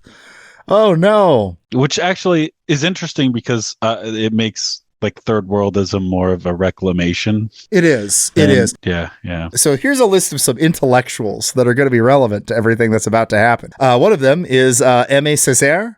Again, might be mispronouncing that. He's a poet in the 1930s. And speaking of this reclamation thing, he coined the concept of negritude, which is, I'm trying to add the real French pronunciation so it does not sound like I'm saying a slur. But it is kind of reclaiming a slur. Yeah, it is kind of what it sounds like. But it's the embrace of Black consciousness. It's very profoundly historical in its formation. It's the idea of the Black consciousness formed by the experience of oppression, exploitation. It's a poetics of Blackness, this kind of stuff. And so, yeah, there's a bit of, the third world kind of stuff is also kind of like a reclaiming of a racist term. For Césaire, World War II confronted Europeans with the types of inhumanity that they had, that they had depended on to rule their colonies. So the modern West's immorality led inevitably to Hitler. That's kind of Césaire's thing. I mean, hard to argue with that. Hard to argue with. I mean, go listen to the episode on late Victorian Holocaust. Yeah. Another important intellectual, our boy, Frantz Fanon, wrote a book called... Yeah, wrote a book. Is he? I've decided he's our boy. He wrote a book called Wretched of the Earth.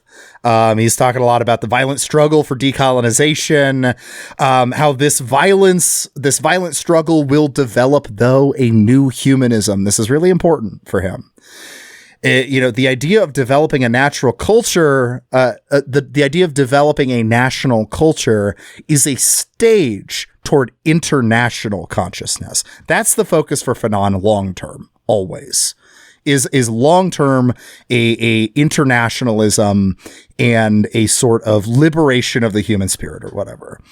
This book's kind of weird because, when I was reading it, I kind of thought he was being critical of Fanon, but when I was going back over the notes, I actually don't think he is. Yeah, no, I think a lot of what I don't think he is. Yeah. No, I think a lot of what he's saying is that the French kind of like took the parts they liked from Fanon and then didn't deal with like the broader stuff. Mm-hmm. Yeah, mm-hmm. I think that's exactly right. Is that like Fanon was critiquing French culture? And they were just like, but what if we keep the things we like about what you say about us? What if we just, you got to develop a nationalism over there. Meanwhile, he's like, that's all. Meanwhile, he's like, yes, our struggle with you is fundamentally violent. It's fundamentally violent. It cannot be peaceful. And the goal is to change you as well. Yes, exactly. Yes. Yeah. You cannot just replicate the old system. You have to completely overthrow it. And this attempts to it's literally whitewashing Frantz Fanon. It's so blatant and ridiculous. Another guy that's kind of important to me is Jean-Paul Sartre. Plays a big role in this as well. Another intellectual here. He's important to me just because like I was really into existentialism when I was like 18 because we all have to go through that phase. But I still have a very soft spot for Sartre. He's hell as other people, right? Yeah. He's got some good stuff. See, that's the stuff that I think gets really emphasized when you're 18. Yeah. And when you get older, you're like, oh, he's like a damn good political commentator too. Yeah, like he actually was a very interesting figure. But yeah, when you're an edgy 18-year-old, his shit about like, I don't know. His existentialist stuff's so cool. Yeah. I have a love for him. I read Anti-Semite and Jew in 2016, his book on kind of like reflecting after World War II. And I think it was actually good. I read that at that time because I was kind of like leaving conservatism and kind of figuring my shit out. And the 2016 election was happening and the rise of like Trump's early rhetoric. And it was a big important moment for me, I think, was reading that book and then kind of being like, Oh my God, this rhetoric sounds really similar. Anyway, Jean-Paul Sartre, though, has a special place in my heart as a thinker. One of baby's first intellectual for me, one of those.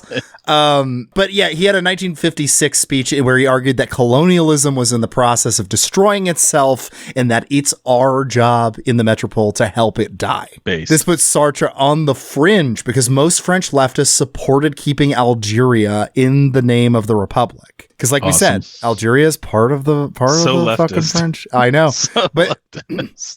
But I think this is what Shepard's kind of getting at, right? Is that like this concept that like Algeria was this frontier and like of how do we incorporate different people into the Republic meant so few people were willing to like let go of this at the time. Sartre was one of the few that did, because even the non-communist left, like I think the PCF shifted around eventually, but the non-communist left was supporting crushing armed rebellions in 1959, like way late on. It's pretty like, this is also to underline how weird the shift is too, because like, again, even the like left in 59 was like, well, yeah, you got to fight the rebels.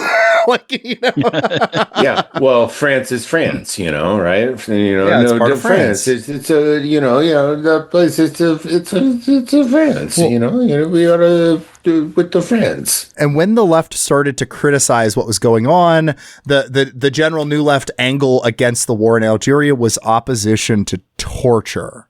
So it's kind of like if you're talking about Vietnam and you're not saying we shouldn't be there, you're saying we shouldn't be doing war crimes there. You know what I mean? Yeah. Like it's not wrong. Yeah, it's like, cool guys, way to jump the lowest bar. Yes. And so Sartre and Simone de Beauvoir didn't like this emphasis on torture because it fell short of going after the whole imperial system. So, de Beauvoir wrote in 1962, to protest torture in the name of morality against excess or abuses is an error which hints at active complicity. Only a dialectical analysis of the actually existing historical situation, she argued, could grasp what was at stake. Yep. Yeah, it is odd to protest torture as a leftist without acknowledging that the imperial system is a process, it's like an instrument of torture.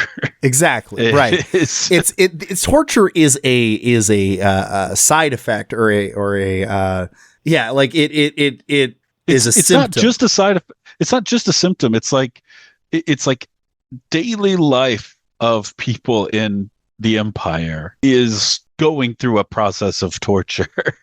Yeah.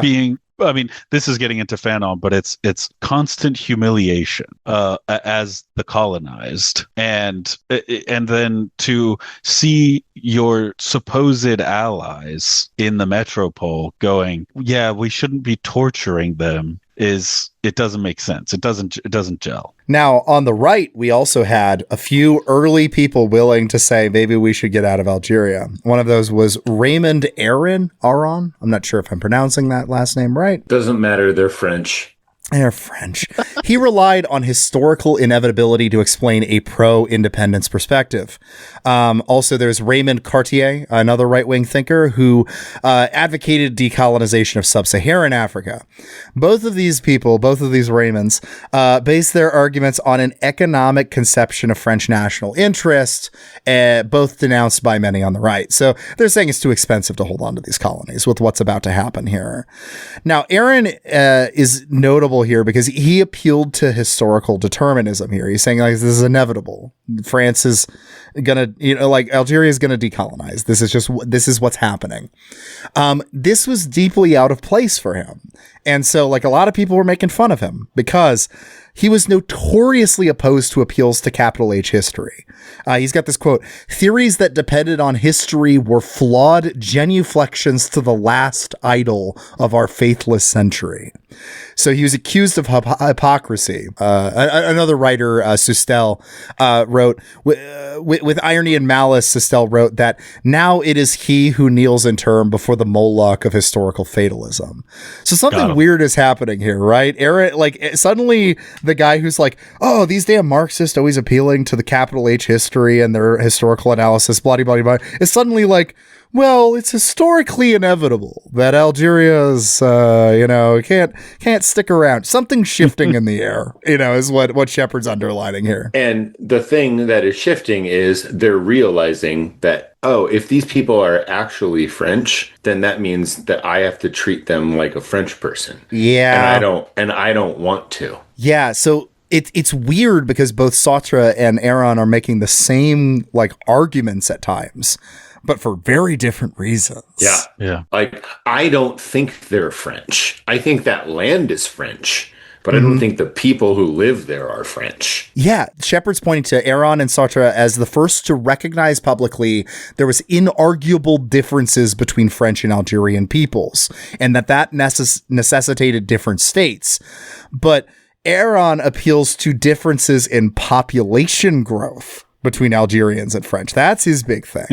He's getting all racist about it. His rejection of integration reflected his rejection of Republican universalism overall. Wow, where have we heard that recently? Whoa. Yeah, that's super weird. I wonder if anyone on the right wing in America thinks that differences in population growth are affecting how we apply benefits and see, this shit's really fucking relevant. Like, this book is actually touching on a lot of really relevant shit, because this is all eventually about to be about immigration. It just hasn't gotten there yet, that's where this is all going. Sartre, rejected the idea that Algeria could be French, but because the Algerian nation emerged under the mutual oppression by French colonizers, which I think is a much more coherent argument here. It's like, they can never be French because the identity of Algerian was formed out of the groups that got oppressed by the French. They are, the identity of Algeria is made in contrast as an complement, to French identity. It is the non-French. They weren't Algerians until France went and said, well, this is ours, and if you live here, now you're this thing. Yeah. Like, okay, I guess we're Algerian now. So, to be clear, Sartre actually does have a different interpretation of Algeria than even the FLN, because the FLN is pushing a specific nationalist narrative. But Sartre saw no organic existence based in ethnicity or religion. It's all, this goes back to existentialism, too. This is, existence precedes essence. We apply these categories after the fact. This is Sartre's whole thing. But yeah, so Sartre saw this struggle as historically inevitable, as kind of a good Marxist, but he also celebrated the existential choice that could offer novel possibilities to change the world for the better. This moment in history is a moment that we have an opportunity to make something better, is what's coming in this right now. For the Sartreans, to quote Shepard here, the Sartreans imagined their support for the struggle of Algerian nationalists as potentially provoking a dialectical exit from the oppressive binary of colonizer and colonized. Algerian liberation, the argument went, was a necessary condition for the very possibility of French enlightenment, an opening perhaps to liberation from what Sartre and Fanon saw as the current hegemony of Manichaean thinking, in which terms such as native, colonizer, colonized, white, or black confined people to polarized identities and to possibilities for more complex and more fully human understandings and relationship. And what Shepard's argument really is, because he says this straight up once we get to the conclusion here, is that Sartre was right that this was an existential choice and the French chose wrong.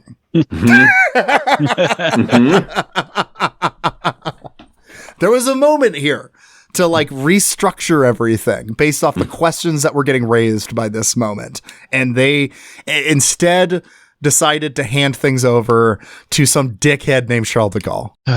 Yeah, it's cool that guy won you a war, but should he be running your country after that? Probably not. I feel like Britain was more sensible to kind of boot Churchill out of there afterwards, because France, held on to him. De Gaulle. Well, the post-Churchill stuff wasn't super great either. Yeah, that's true. Attlee gets you the NHS, but thank fuck for that. Foreign policy wise, it's not like they were just putting the kibosh on all their destruction. But Well, let's move into de Gaulle here real quick. So as we're inventing decolonization here, we've talked about all that intellectual framework. Let's talk about what's happening on a political level. On January 8th, 1959, Charles de Gaulle became the first president of the Fifth Republic after the 1958 crisis we talked about. De Gaulle's whole thing was about bringing back French grandeur. Oh, make France great again. But he also announced Algerian independence on account of the tides of history. It's important to emphasize de Gaulle is a racist. De Gaulle's a racist. He's such a racist. To quote Shepard here, de Gaulle simply did not believe that Algerian people were French.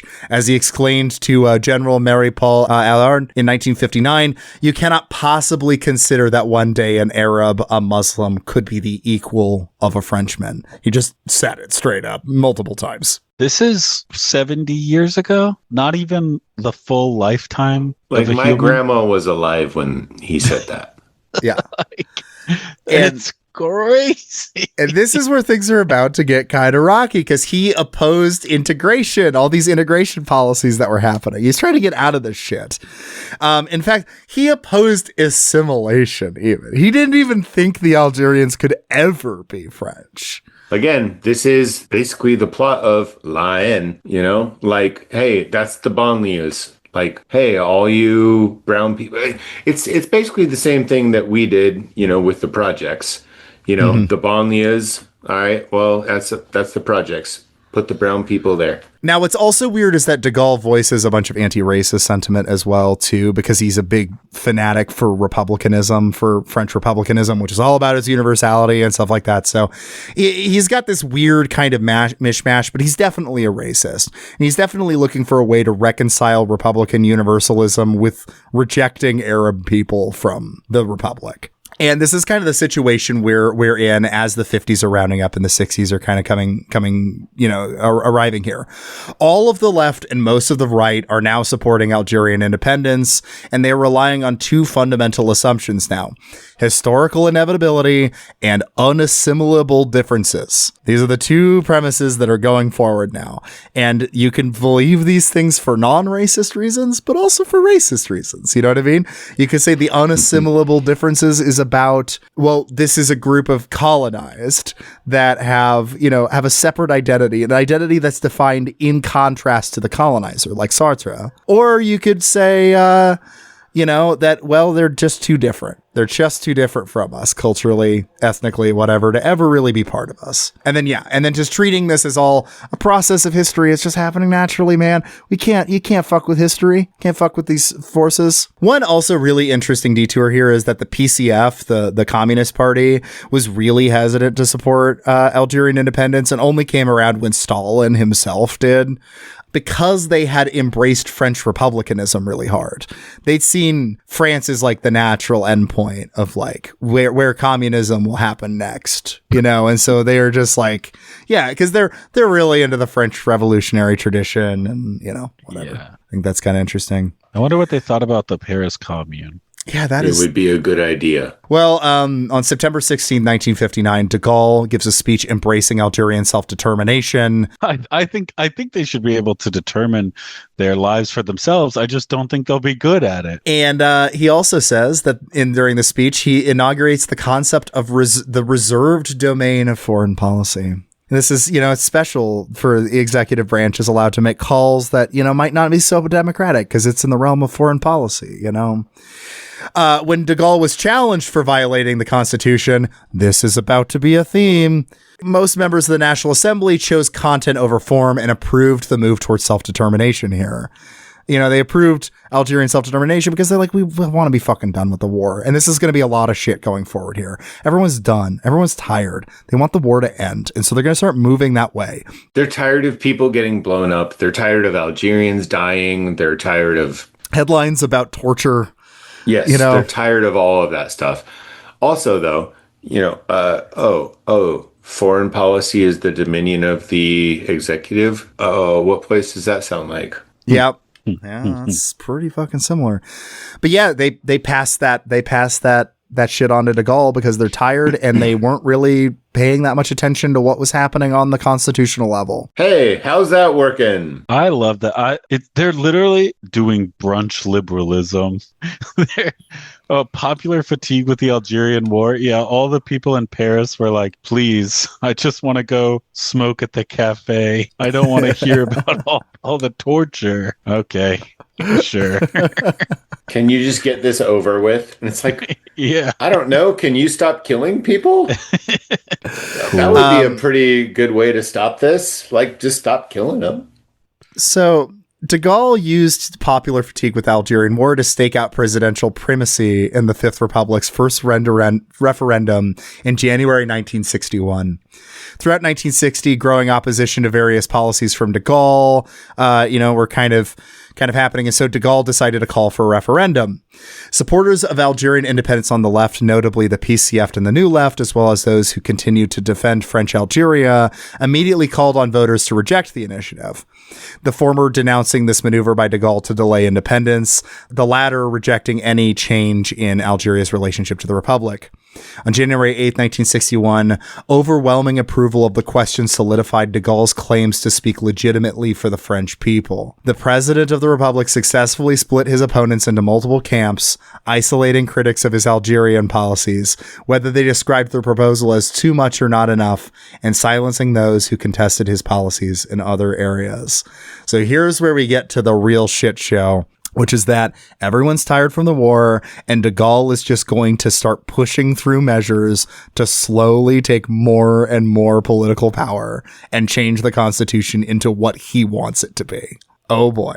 I like this heading in the outline, by the way. Another one I'm proud of. The tide of history is unconstitutional. Sad face.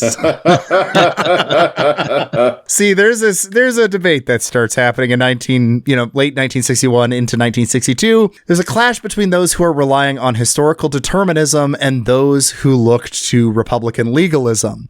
This is the thing where it sounds an awful lot like Shepard's defending the right. He's not, but we got to see what kind of shit show is happening here. What's happening here is everybody is tired of the war and they're going, yeah, decolonization, it's a force of history. It just has to happen. And so then the only people that are making complaints about, wait a second, I think the Constitution is getting changed right now, are the people that are defending French Algeria, that want France to stay in Algeria. And it's really easy to just disregard those people as a bunch of fucking fascists, because they kind of are. Yeah, because most Algerians want to not be French, and most French people are like, I don't really care about Algeria. So then you've just got this group of fascists who are like, no, I will blow things up. That's right. So on December 29th, 1961, de Gaulle officially announced that 1962 would see the end of French Algeria. At the beginning of 1962, the OAS, these are these right-wing folks. What does OAS actually stand for? Just to Organization, damn. The Secret Army Organization is the translation. It's Organisation Armée Secrète. Yes. OAS. Yep. Armée Secrète. Far-right dissident French paramilitary organization, ones that wanted France to stay in Algeria. Algérie Française. They're bad. However, so they do some attacks on some left-wing targets in 1962 in the metropole. So in homeland France. So now the French left begins mobilizing against fascists. It's time to, we're bringing back the anti-fascism. Let's go. Genuinely a terrible strategic move. That was really stupid on this part. You're telling me these fascists are dumb? They're not smart. And the thing is, they're doing a boy that cried wolf thing here in a second. We'll get to, but okay. So the public perception of OAS just becomes that these guys are a bunch of fucking terrorists and fascists. We don't like these guys, especially because in an anti-OAS protest, the police killed 8 communists, and then this is an if we burn ass kind of moment where the next day then there's hundreds of thousands of people in the street because of the cops killing 8 people. We've seen this story in the 2010s a bunch. Go back and listen to the If We Burn episode. So throughout 1962, a consensus emerged that Algeria was a colony and naturally obtained independence. The small minority who defended French Algeria were mostly considered fascists and terrorists. However, as Shepard points to, studying OAS propaganda, documents, and publications in the final months of the war, you can see they were appealing primarily to republicanism and constitutionalism. They had a weird change in rhetoric. And this is going to be important to the argument, but this is where it sounds an awful lot like Shepard's defending OAS. He's not, but it's important to see that they really changed their line of attack around this time. Because the OAS starts to frame themselves no longer as a fascist group standing up for like white Algerians or whatever, but rather as defenders of the Republic against de Gaulle, who is a dictator. And the tricky thing is, de Gaulle kind of is a dictator. Yeah, they're not wrong. They're not wrong about this specific thing. However, a broken clock is right twice a day. And it's a boy that cried wolf thing where it's like, okay, you've been how many years now this war has been clearly racialized, clearly just a despicable thing. And then now suddenly you're like, oh my God, we got to defend the Constitution. They're doing the American Communist Party thing. But yeah, in internal OAS documents by 1962, they're explicitly saying that they're going to stop doing military putsches. They're not trying to do a coup anymore. They are now defenders of the Republic. They're trying to refashion themselves this way. And or no more coups. I forgot reading that. They're like, okay, none of this shit. We're not going to try to overthrow the government. We're done. That's the old me. I'm on my new shit. What wusses? On March 18th, 1962, President de Gaulle announced the conclusion of a ceasefire in Algeria between the French government and the forces of the FLN. So here we are. We're wrapping up the end. The National Assembly meets to discuss de Gaulle's announcement. In that meeting, pro-French Algeria deputies appealed to republicanism and the rights of man, while pro-independence deputies accused them of being fascists and, being like Pétain. So, again, this is the problem. The worst guys ever are the ones that are mildly correct here. And so nothing is going to come of this because the most fascist guys in the world are going to be the only people saying, hey, wait a second, I think we're breaking the Constitution. Oh no, this is about to become a shit show. So, in this meeting, pro-French Algeria deputies worried about simplifying terms of French identity, which is true. They also raised corollary questions like, could Algerians be French? People were really tired of the integrationist rhetoric and its complicated vision of French identity. And so a far less nuanced two populations of Algeria begins to make form in the National Assembly here. And this subsumes Jews and other communities of, quote, European origin into one group, and then you have the Arab, the Berber, and the other of, quote, Muslim origin, appearing in the other group here. We have on April 8th, the 1962 referendum. This is a referendum that de Gaulle does to have everybody in France agree to the peace agreement with the FLN in Algeria. It won by 91%. It was called the Evian Accords because they served great water at the There's some real high quality bottled water there. Oh, Jesus Christ. The Pied Noirs, this is a new term for us. We'll throw in here. Pied Noir, excuse me. They are the French Algerians of European Black descent. Feet. Yeah, Blackfeet. So that's just so we're clear, that's racist. Black feet. So the idea is that they don't wear shoes, and so their feet are dirty. From Algeria. I was wondering why, because I was looking at Piet and I was like, that looks so much like feet. Like it is. And then Well, but what's weird about that? So these are the again, white Algerians getting called this, right? Kind of.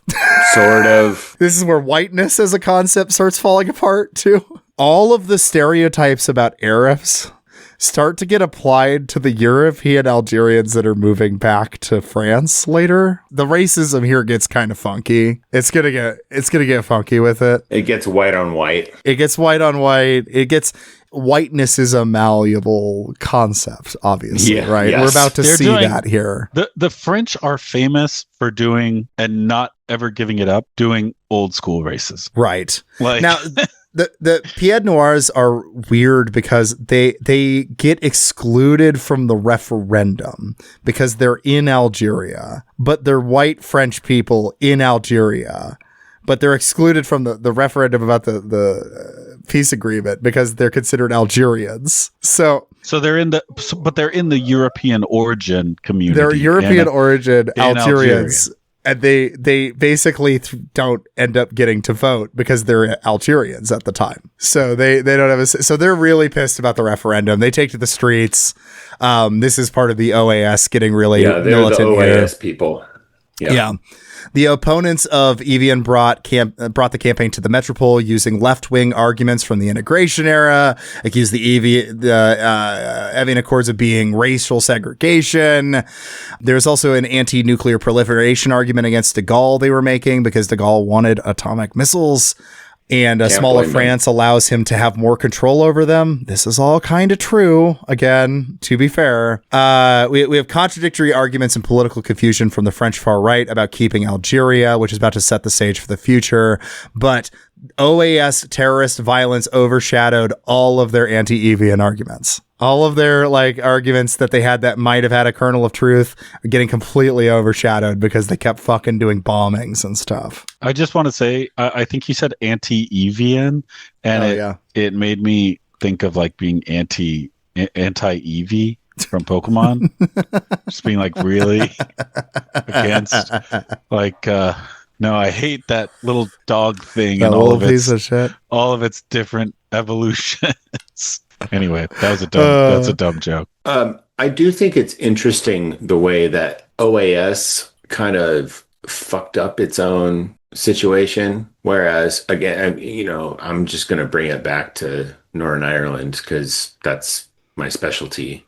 But, the IRA didn't really ruin its reputation. I mean, it didn't help its reputation, but it didn't ruin its reputation with its bombings and, attacks and stuff like that. I think that's interesting. I'm not sure what to make of that. I think everyone being tired of the war is important to this too, because it's you have these people doing bombings on behalf of staying in a war that everyone's sick of. Yeah. And I think that's probably how we got to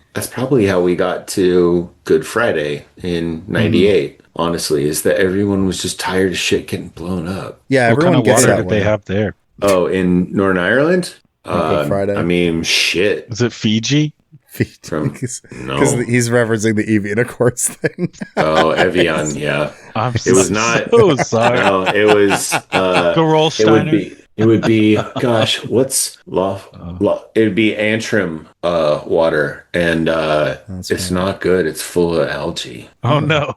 Around this time, there are some people that are starting to be okay, the French Algerians are maybe about to end up here. So we need to be a little more accepting to them. And so, Edgar Faure, I don't know, former Prime Minister Faure, wrote an editorial called Beyond a Monosyllabic Yes. And it was the perspective of those who defended French Algeria, but were now ready to accept independence. It was arguing for sympathy for the French Algerians. We need to reach out to them, balance sympathy and condemnation for the support of the OAS. And, Faure argues that the French in Algeria were truly French, but in a land that pretended to be France, but never was. Start to see this ethnicized stuff is getting more and more introduced here. I'm also just imagining an editorial where it's beyond a monosyllabic yes, and the whole thing is you could say it yes. Or yes. Really emphasize the S. There you go. Multiple pages of just anyway. Yeah, you're good. Back to the actual book. So all the no votes on the Evian Accords were generally seen as far right, sympathizers to the OAS, terrorists, whatever. Meanwhile, those who opposed Algerian independence kept crying unconstitutional. And this is where there's a degree of truth to this. So the Evian Accords had two clauses. It had two clauses. And the first clause was the referendum about the Evian Accords included 2 clauses. So to clarify, there's the Evian Accords, which is the actual peace agreement, and then there's the referendum about it. First clause of that referendum says, we're going to accept the Evian Accords. Cool. That's what most people voted on. There is a second clause, which authorized the government to establish via decree any law deemed necessary to enact the accords. Awesome. And everyone read the first part and was like, well, yeah, we want the war to be over. So there's a big panic of legal arguments around the end of the war here. But again, like, everyone who's got beef with this is just coming off like a fascist. So it's nothing could really come of this. I also wonder, I'd have to look back at the actual text of it, but like this kind of stuff, this like you could take any action necessary to enact, like that is usually just impliedly narrower than the bounds of the Constitution. Like you can take any legal action. Like this is in every bankruptcy court order. This is in where it says the debtor is authorized to take any action necessary to enact the provisions of this order. And that's, I'm wondering if it but you know, you could still, I can see why the public would have the reaction of, oh, they're just going to use this to go way beyond the scope of the Constitution, the current code governing the Republic, etc. Well, I mean, because the thing is, as we're seeing right now, who's going to stop them? Well, yeah, but that's any law. Well, sure, but like if the public says you can do whatever you want, well, then the executive can just be like, cool, I get to do whatever I want and try to stop me. Like I said, 92% voted yes on this without reading the second clause. Yeah. Or they did, and they just thought it was more limited than it was, probably. Or thought it was more limited, or the third option is they were fine with it. I mean, yeah, we're going to get there. That's kind of true. I mean, with the later de Gaulle stuff, you might be right there. Yeah. Like, what does it mean to be unconstitutional? Like, I think their response to that would be like, okay, and? I think like, constitutionalism actually is a little more strong in the French national consciousness than actually in the U.S. Weirdly, no, that's fair. That's fair, but it's like you're talking about a population that really, really, really wants this war to be over, and everyone's tired, and they're just like, right. You can fucking. I don't care if you follow the law in the process of you wrapping this up. Just wrap it up. Yeah. Well, yeah, and right, like that's the thing. Everyone's so tired that this shit sounds like, nitpicking. This all sounds like legal quibbles. You know what I mean? And so the National Assembly didn't really feel a need to articulate a reason why they were voting in favor of de Gaulle's Algeria policies. No one felt there was a contradiction between French republicanism and going forward with this. And they didn't feel a need to articulate why there might be a contradiction and why we need to actually maybe change what French republicanism means because of this. We just insist that it's all compatible. And in the process, as Shepard's kind of arguing, France missed out on much of the historical possibility that Sartre saw in the moment. This was a moment where there was an opportunity to reimagine what it meant to be French, and they did not do it. So you want to hear about some of the new fun toys that de Gaulle got in this process?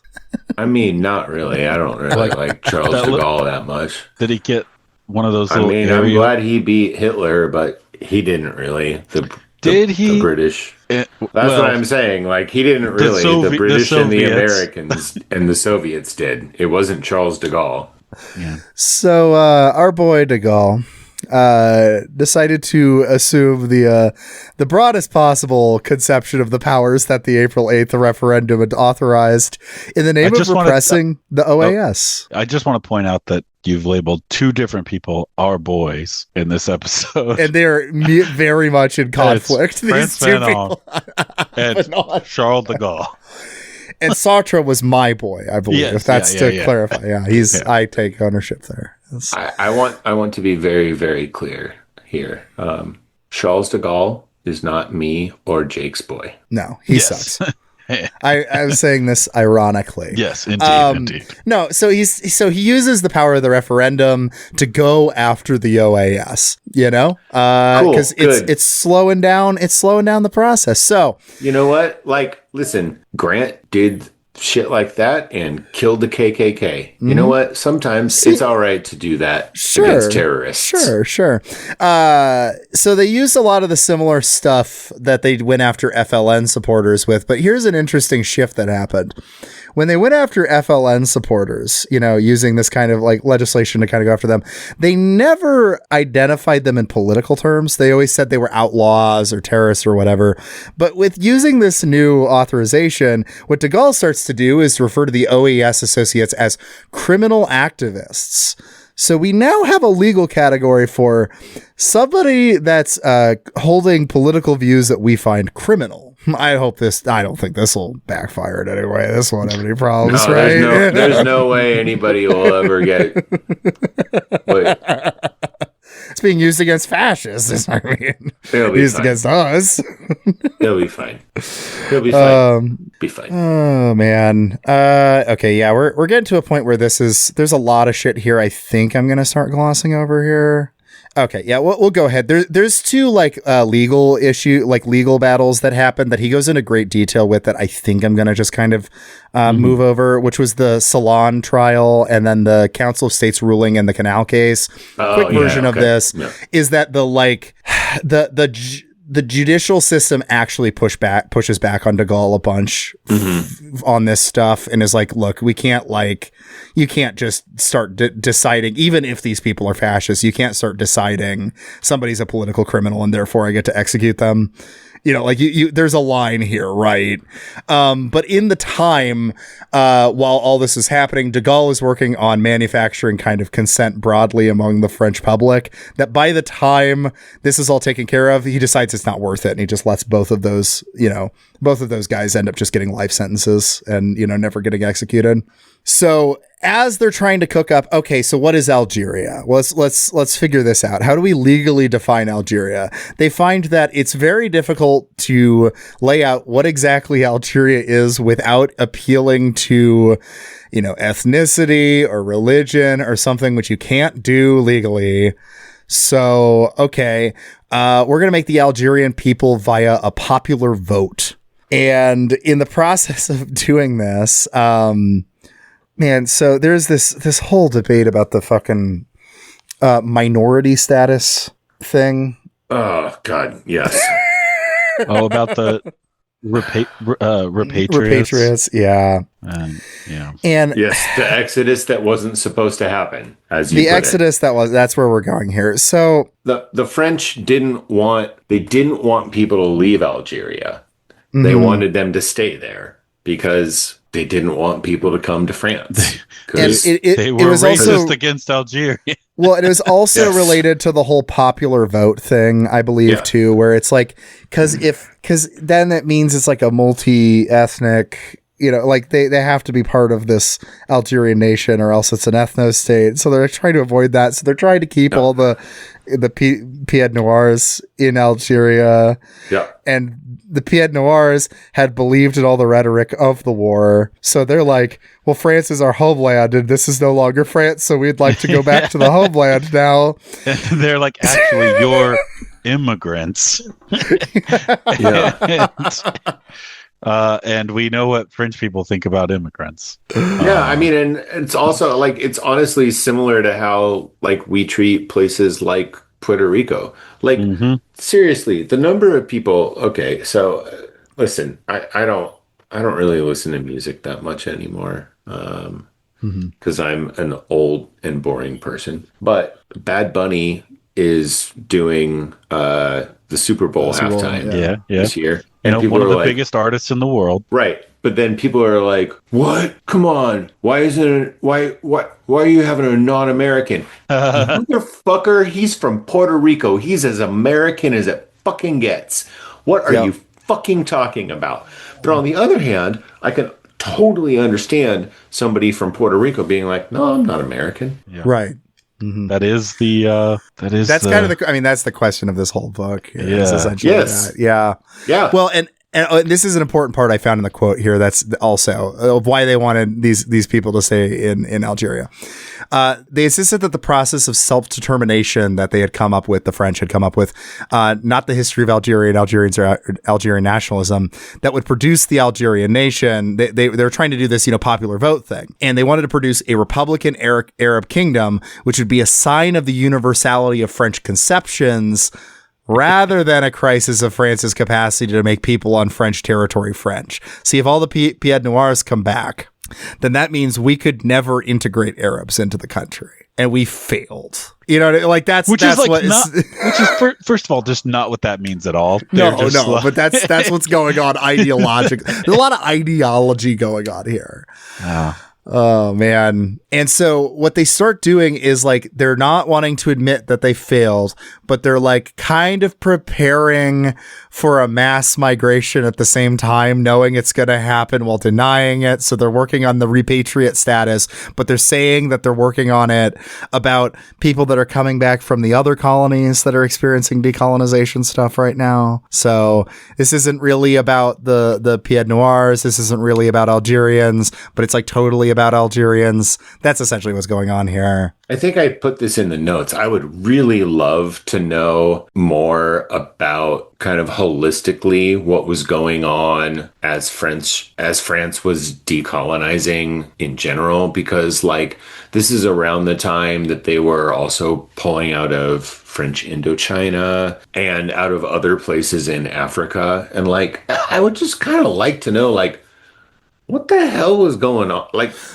What the hell was going on over there? I mean, the one connection here is that the term repatriate was coined to talk about people coming back from Egypt and Indochina. So that's where the term originally came from. Yeah, but recall that Algeria isn't supposed to be a colony, so calling someone from there. So you can't call them a repatriate, right? Exactly. This is the mess they've created. But now they've already said, actually, it was always a colony. It was always a colony. Oh my God, this is such a mess. And we're decolonizing. It was always a colony and we're decolonizing it. And therefore they are repatriates, but they're kind of not. But they're struggling. Okay, look, here's the thing. This is the mental gymnastics that it takes to be as racist as the average French person. That's right. Yeah. Yeah. While also being yeah. This is the average French liberal is full of contradictions like this. This is the average French they contain liberal. Multitudes of slurs. Oh my God. Yeah. Okay. I'm going to start going kind of skipping over some of this stuff I wrote down here, but there's a whole funny detour of one part of the government is trying to use backdoor pressure on Argentina and Brazil to set up communities to take in repatriates from Algeria, and then another wing of the government is Liberia. The other and another part of the government is trying to undo those efforts. And again, this is a headache. If you really, really are interested in getting into the weeds with this, you could try your hand at the book, but I'm tired. But yeah, there's this constant debate about the concept of minority status, because they're trying to protect the European people of European origin that are staying in Algeria, prevent them from, leaving, but also from getting massacred or whatever. But then the problem is there's no way, because of the principle of reciprocity. So if they're forcing Algeria to do something, they need to do it at home, and they can't do that because there's no constitutional way to define minority status in French constitutional law. So this is such a fucking headache, dude. Hey man, you do it to yourself. Mm-hmm. You do. And that's why it really hurts. Oh, man. And then, of course, there's the Jewish question on top of all this. Oh, my God. You love hearing about that. You love it when that comes up. It feels so weird to say, but actually, it's the Israelite question. It's the Mosaic law question, actually. Mosaic civil status. The Jewish question's back on the menu, boys. No, but actually, they dealt with it kind of well, but in a weird way that shows racism toward Arabs. That's kind of the thing here, is because what they decide to do is, well, okay, Jews are Europeans. Got it. Cool. Like, that's how they decided to deal with this. And it was part of it was because of Jewish lobbying groups, because they were like, we are not going back to the previous arrangements around this. Like, we are French citizens by definition. So then you get this weird thing where the Jews in Algeria were really supporting the OAS through a bunch of this because they were buying into the Republican rhetoric. And also, I don't want to open this can of worms, but Zionism makes an appearance here, and it makes things worse. It makes things a lot worse because like there's like Zionist groups that are trying to get all of the Algerian Jews to migrate to Israel. Yeah. I said it in the notes. I was just like, man, I really don't like it when I see anything about a Jewish question. Yeah. Never good. Yeah. It's like never. I don't ever like that. I don't. I'm gonna feel icky for the next 5 pages, aren't I? Yeah, it sure does. Well, especially because it's interesting because there's not as much anti-Semitism as you expect when you see the Jewish question coming up. Like not and actually, bad, but you're still like, yeah, you don't like when it comes up. But what you do see is instead, okay, Jews are going to be part of the European, and then like Israel's influence is like pushing like, okay, and we're with you. Arabs can't ever be assimilated. Like, so we're seeing all of this shit just like forming as you would fucking expect, like. But they completely strike like any reference to Jews in official stuff, and it just gets subsumed into Europeans. That's the quick version of what happens here. Which sucks because like Jewish people lived there for millennia. Well, that's I mean, we'll get and back now they like kind of don't, and like that sucks. That sucks. Yeah, because I mean, this is the thing that's weird of this is as Jews get subsumed, that seems like a reasonable takeaway when you're talking about like European Jews that moved there, but there are like indigenous Jews in Algeria.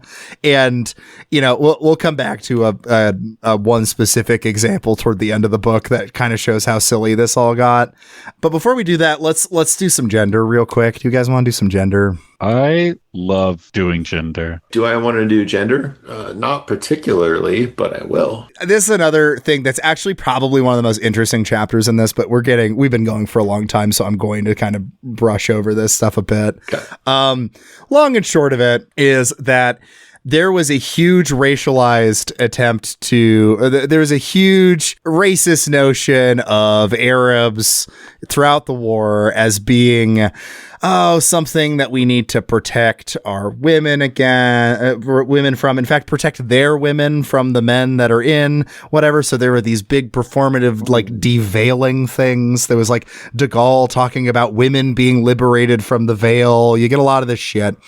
And then around 1962, as everything abruptly changes, right? The move in the French like consciousness is to take all of the Arab stereotypes and shift them over to the Pied Noirs that are about to exodus over.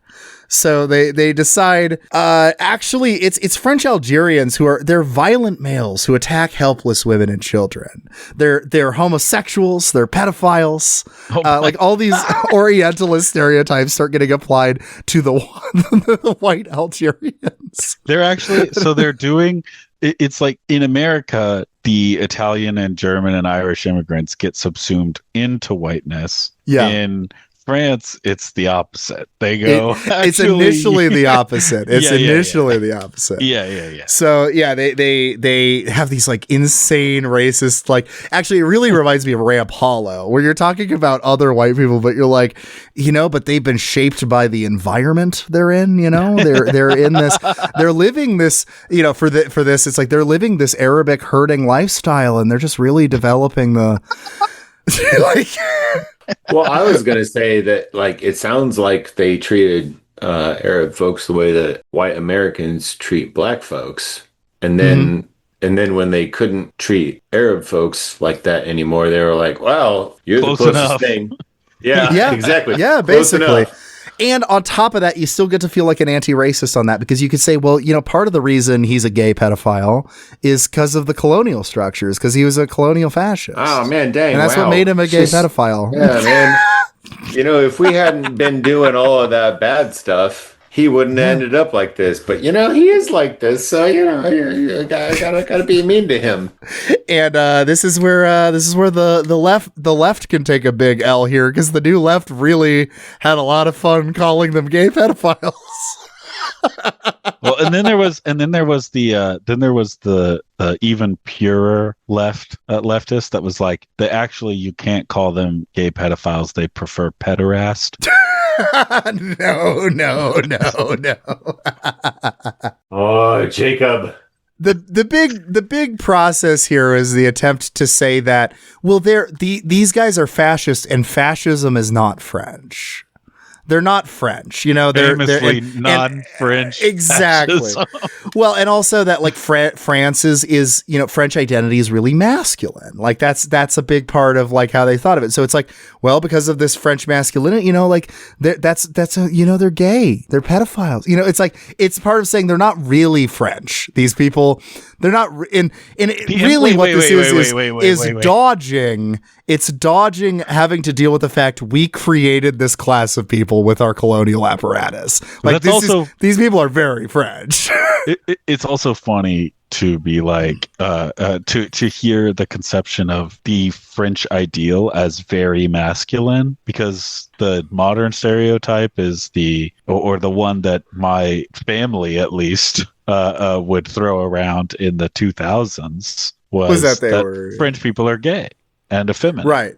But they're very not, actually. See, like, they're kind of weirdly, like, very, like, homophobic. Yeah, actually. Yeah. Like, you gotta understand, French are so straight, they're kind of gay about it. That's actually what's going on in France.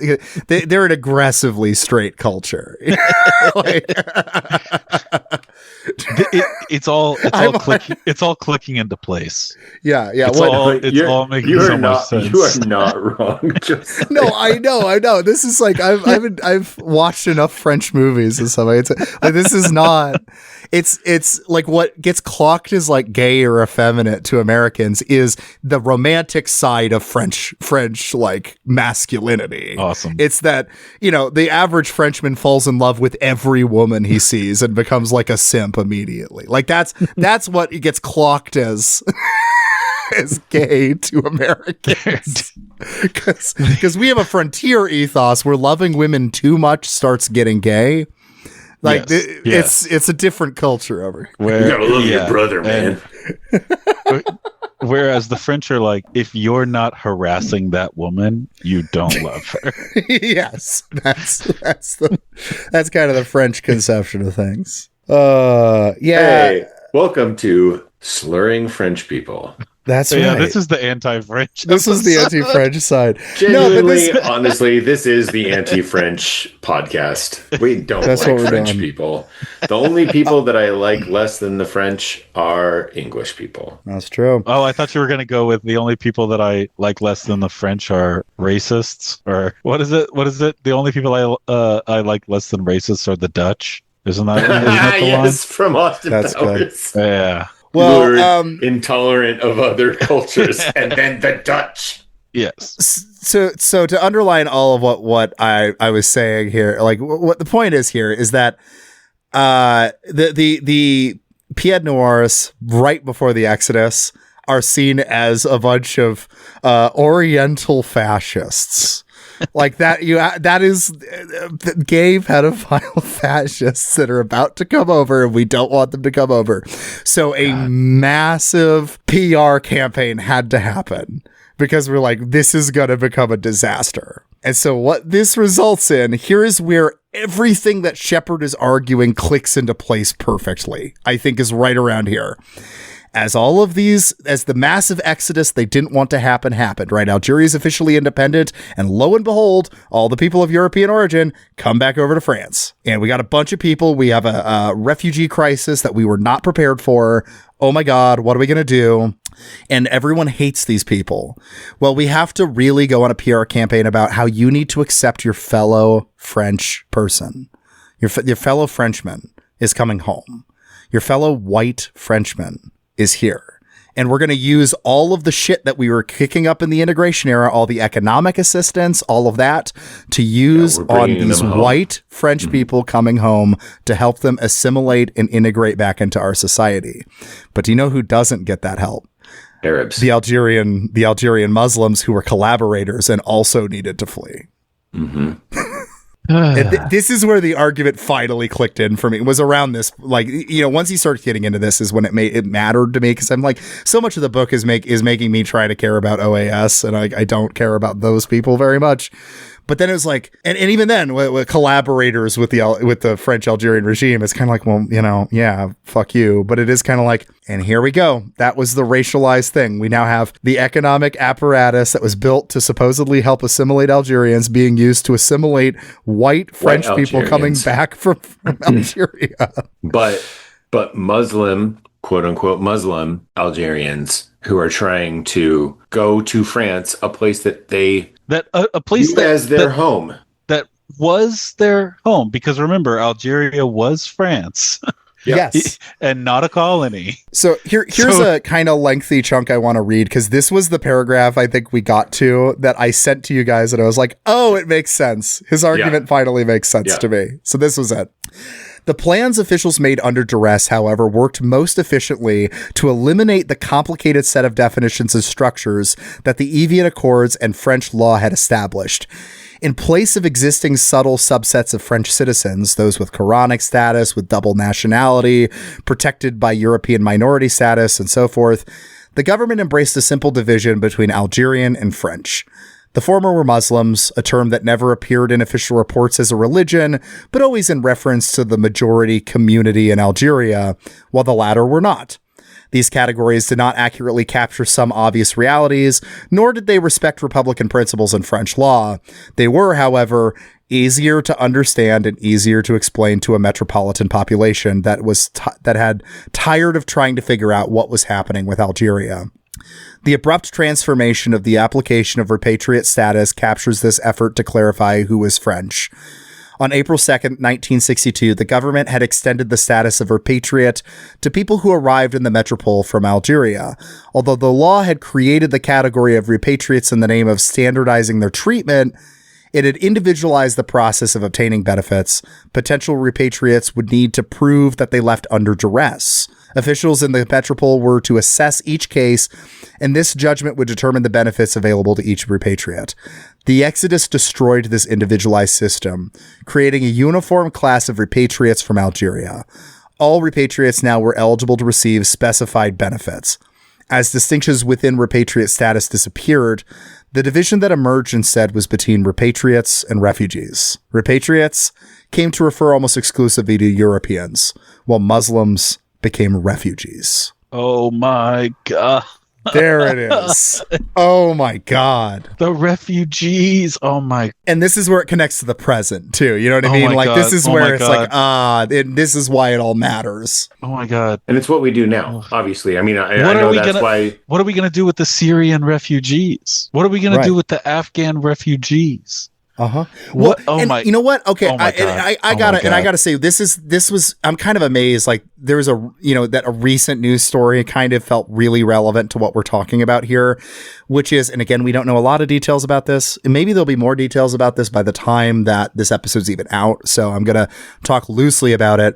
But the attack against National Guardsmen in DC around Thanksgiving this year, right? Yeah. It was an Afghan national who had come over, who had worked for the CIA. And France, he's a collaborator. He's a Harky, like in this context. In this context, he'd be that's the term for, the Muslim collaborators that then were not accepted back into France, despite having, collaborated with the colonial regime and therefore are going to get massacred, as soon as France is pulled out. That's what happened in Afghanistan as well, right? Yep. We pulled out and we left a bunch of people there, and we let some people come back, and now we're cutting off those people from this same thing is kind of happening. You know what I mean? God. Oh my God. It's all, maybe Todd Shepard is a genius. Yeah, see, it's a difficult fucking book, but I do think he really is on to something here. Yeah. I mean, yeah. like I said, it is mean book, and I am sorry for assigning it to us. But also, like, I'm really glad I read it. Yeah, motherfucker wrote a good book. It's just really hard to read. Yeah. And to show how ridiculous this whole like system had got, we'll do a brief note on this specific Jewish community that kind of feels like a punchline to this whole thing, which is you have these Algerian Muslims, the Harkis and stuff like that, right? Who have adopted French customs completely. They are basically entirely like compatible with French Western society. You know what I mean? Mm-hmm. And I think everybody should be accepted in a culture. We should find a way to incorporate everyone. I'm not saying that there's any group that shouldn't be accepted into France. But if we're taking seriously this idea that assimilation is difficult, and there's some groups that are going to be easier to assimilate than others, right?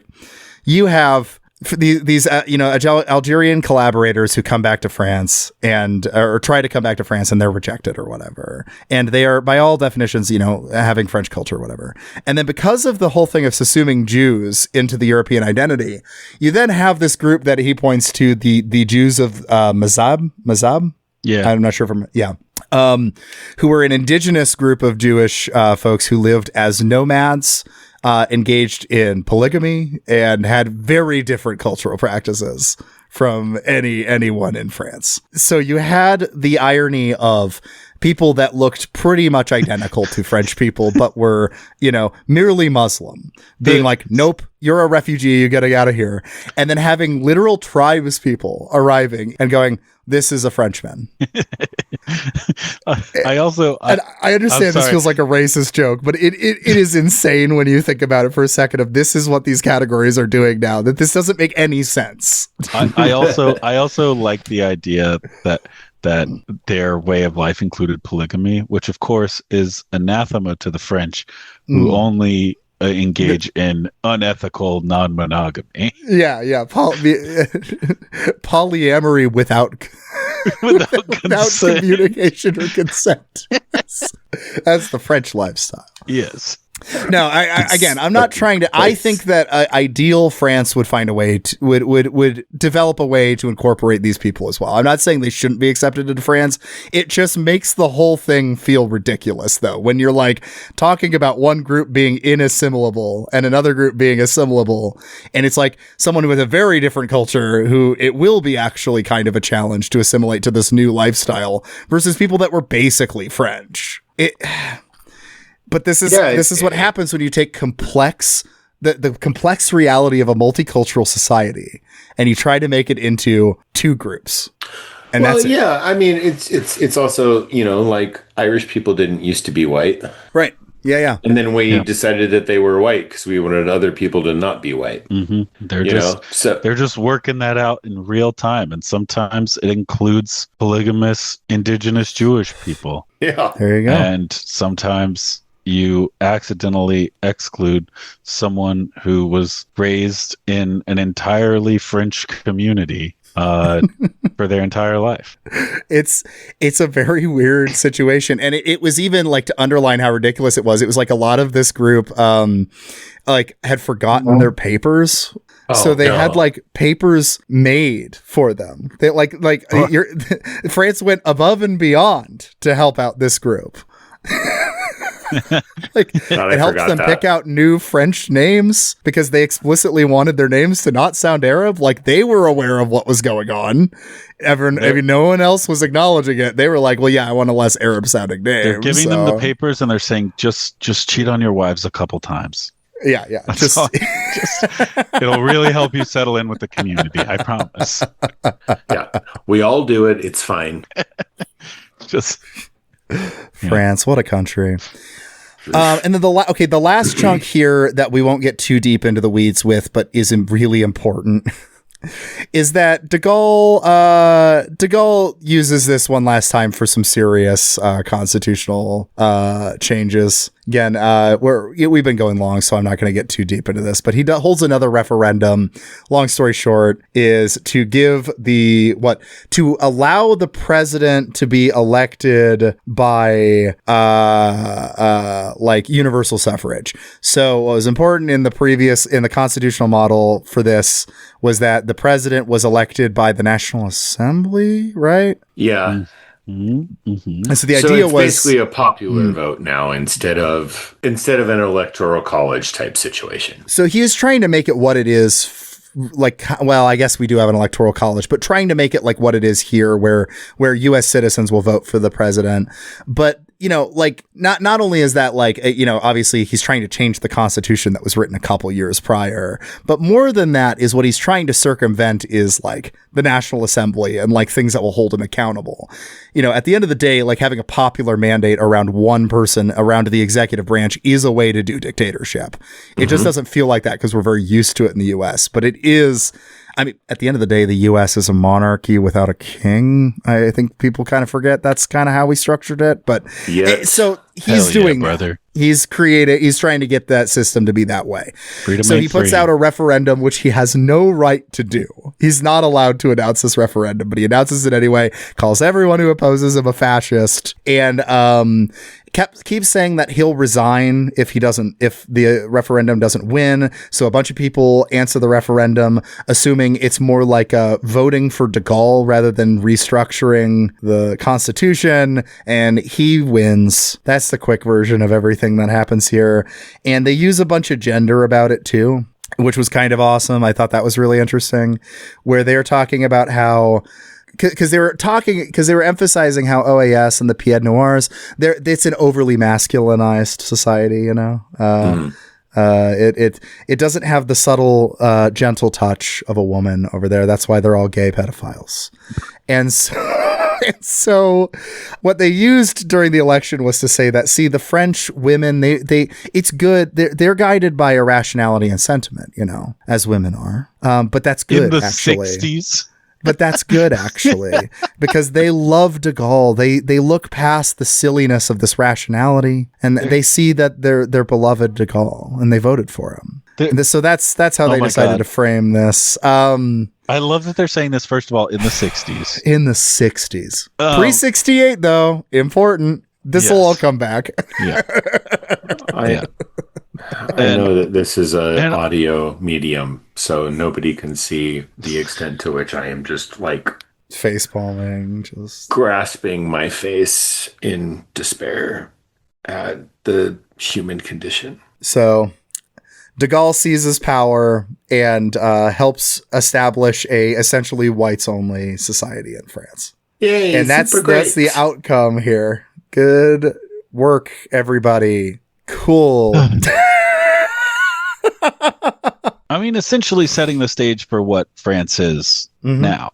And in a lot of ways. Yeah, I mean, seriously. Yeah, I mean, and Charles de Gaulle is France's Ronald Reagan. Well, yeah. Yeah. And in the way that they also named the airport in their capital after him. Yeah, that's true.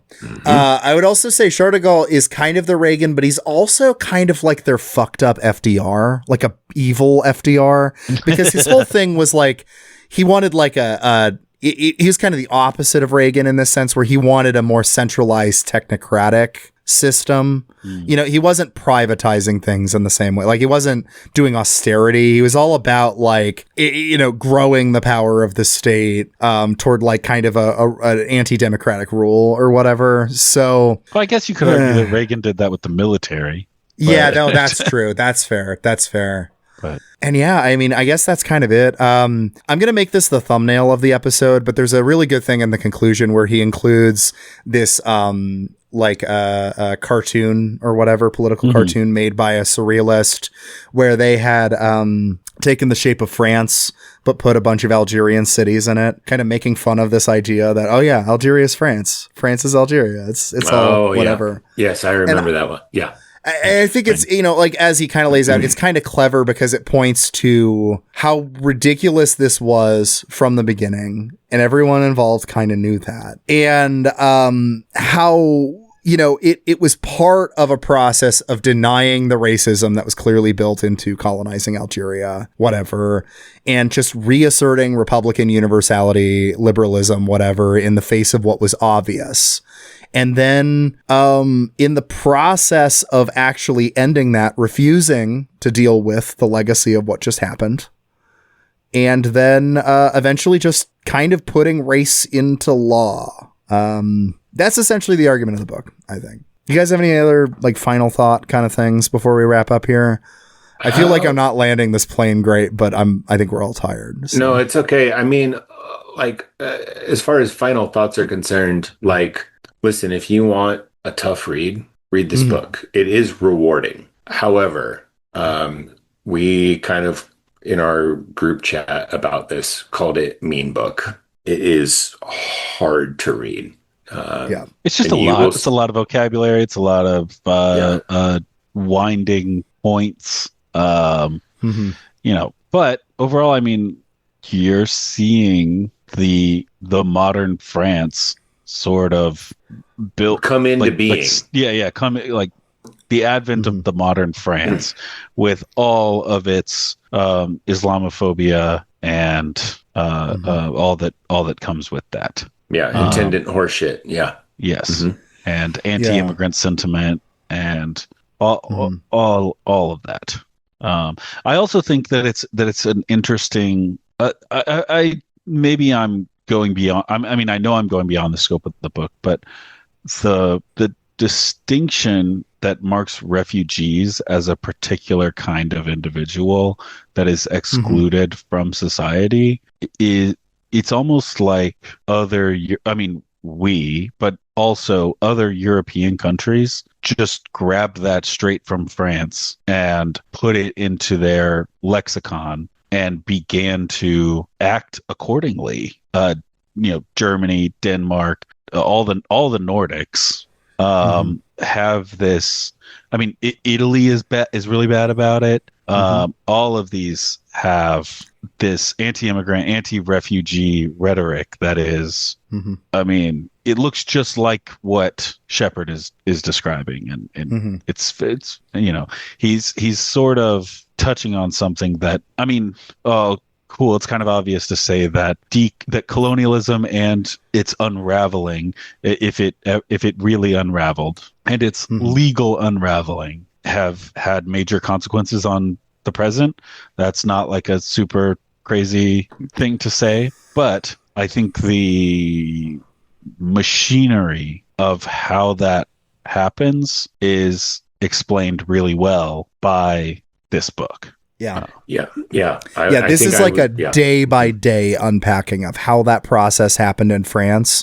And then, in the coming decades after the events of this book, that will sweep Europe, because I think Italy is in the 70s and 80s is when you start getting the immigration panic. And it connects the refugee question, if you will, is deeply connected to decolonization and the history there. Because at the end of the day, what do we owe to these people? What do we owe to these people? And at the end of the day, the reason what we did to them, we owe them a lot, honestly. But this is what refugees are a big reason why people don't in Europe don't want refugees is because refugees remind them of their colonial past, both in the horrible things that were done in the name of the nation that they love, and also that their empires ended. The refugees that arrive are reminders that these people belonged to a colony you no longer hold.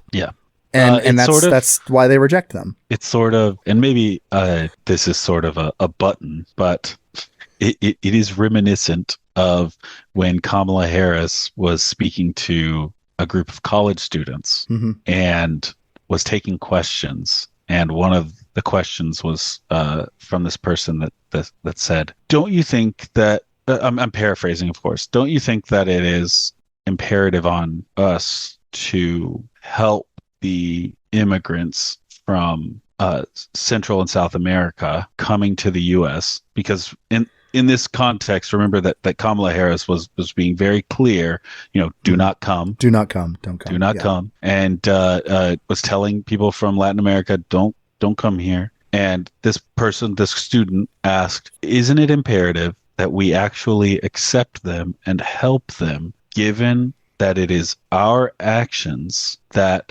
created the conditions that are now causing them to leave and come to America for a better life? Mm-hmm. And Kamala Harris... Which, sorry, if you have a soul, the answer is yes. Yes. Well, we're talking about Kamala Harris. And Kamala Harris... Again, I said if you have a soul.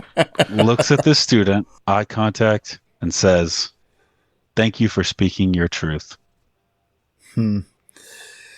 Oh my God, what a way to end this fucking episode. Oh man. Well, that was The Invention of Decolonization by Todd Shepard. Yeah.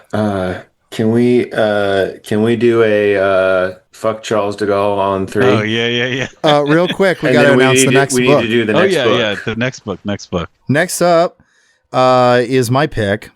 And okay, we're returning, the book club's back. Is it with a V? Return.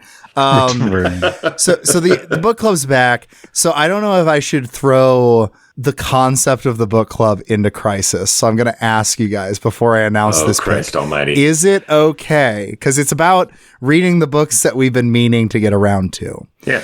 Is it okay if I've been meaning to reread something? Yeah, absolutely. Yeah. Okay. Yeah, All right, we're fine. good with that. Yeah. All right. Next up, this felt really relevant, and I just feel the need to reread the book. So next up, we are talking about The Anatomy of Fascism by Robert O. Paxton. Okay. Nice. Great. I really liked this book, but I listened to it as an audiobook 4 years ago, and I don't recall the details very well. But this book is a kind of frequently cited book, especially regarding current events. And I'd like to revisit it with, more in-depth kind of study, I suppose. Okay. Dope. I like it. I'll have to. I'm looking forward to it. Yeah. Hell yeah. This will be fun. Hell yeah. All right. Well, so probably yeah. not fun because it's about fascists. So no, it's going to be a bummer. At least interesting. Do we want to say a deadline on the on the pod so that we hold ourselves? So we actually hold ourselves. How about we try to? This one's shorter than and not going to be as challenging as this book. So I think we could realistically get this episode out in February. What do you guys think? I can do it. I got it. February? No, I believe we can do. I got January. it. 2 months. Well, I guess that's 3 months. But January. But it's the holidays. I'm assuming the holidays, so I'm counting December as a wash. I don't think anyone's going to get any reading done this month. Yeah. No, I have nothing to do. I can't do anything. We're recording on December 28th. So I am stuck at home and can't work. So I'm giving maybe a far out deadline. It'd be dope if we get it in January. I mean, I'd love to do that. Hell yeah. So hell yeah. I will do my best. So all right. We fuck Charles de Gaulle. Is that what we're saying? Charles de Gaulle, yeah. On 3. Fuck de Gaulle. 1, 2, 3. Fuck de Fuck Gaulle. de Gaulle. Charles de Gaulle. Oh, hell fuck yeah. de Gaulle. Oops. Yeah, I messed it up. Who cares? Fuck de Gaulle. Fuck that Yay. Hey, thank you so much for listening to today's episode. If you like what you heard, make sure to leave a review on Apple Podcasts. It helps out with the algorithm. And if you really like what you heard, consider supporting the show on Patreon. And one of the benefits of supporting this show on Patreon is that you get your name read out at the end of every episode. So, without further ado, this episode is brought to you by our lovely patrons, who include Leo Zachary Dickinson. I am once again Philip Cozy. I drink corn syrup, yum, Vita Breva, Avokai Brodagam, Caleb Sutton, regular sized horse, parentheses small, Kyle Gannis, Moss, The Worst of All Possible Worlds, Stephen aka Spike Stonehand, Gavin Aronson, Joseph Gross, Robert Eilman, Attention Francis, Shy, Randy Sutton, Josh Christensen, Caleb Butler, Ross Ben Daniels, Frankie Teardrop, Martha Zumak, Benjamin Rawls, Ian Friedenberg, Ian S., James Lunt, A. Aaron, Grouchius Marxius, Ruthus Truthus, Electron Shed, Ficus, Jacob Dallas, Kitty Sparks, Dr. Shockmaster, Doodle, Alan, and of course, Chris Barker. Thank you so much for listening to today's episode, and hell yeah, the book club's back.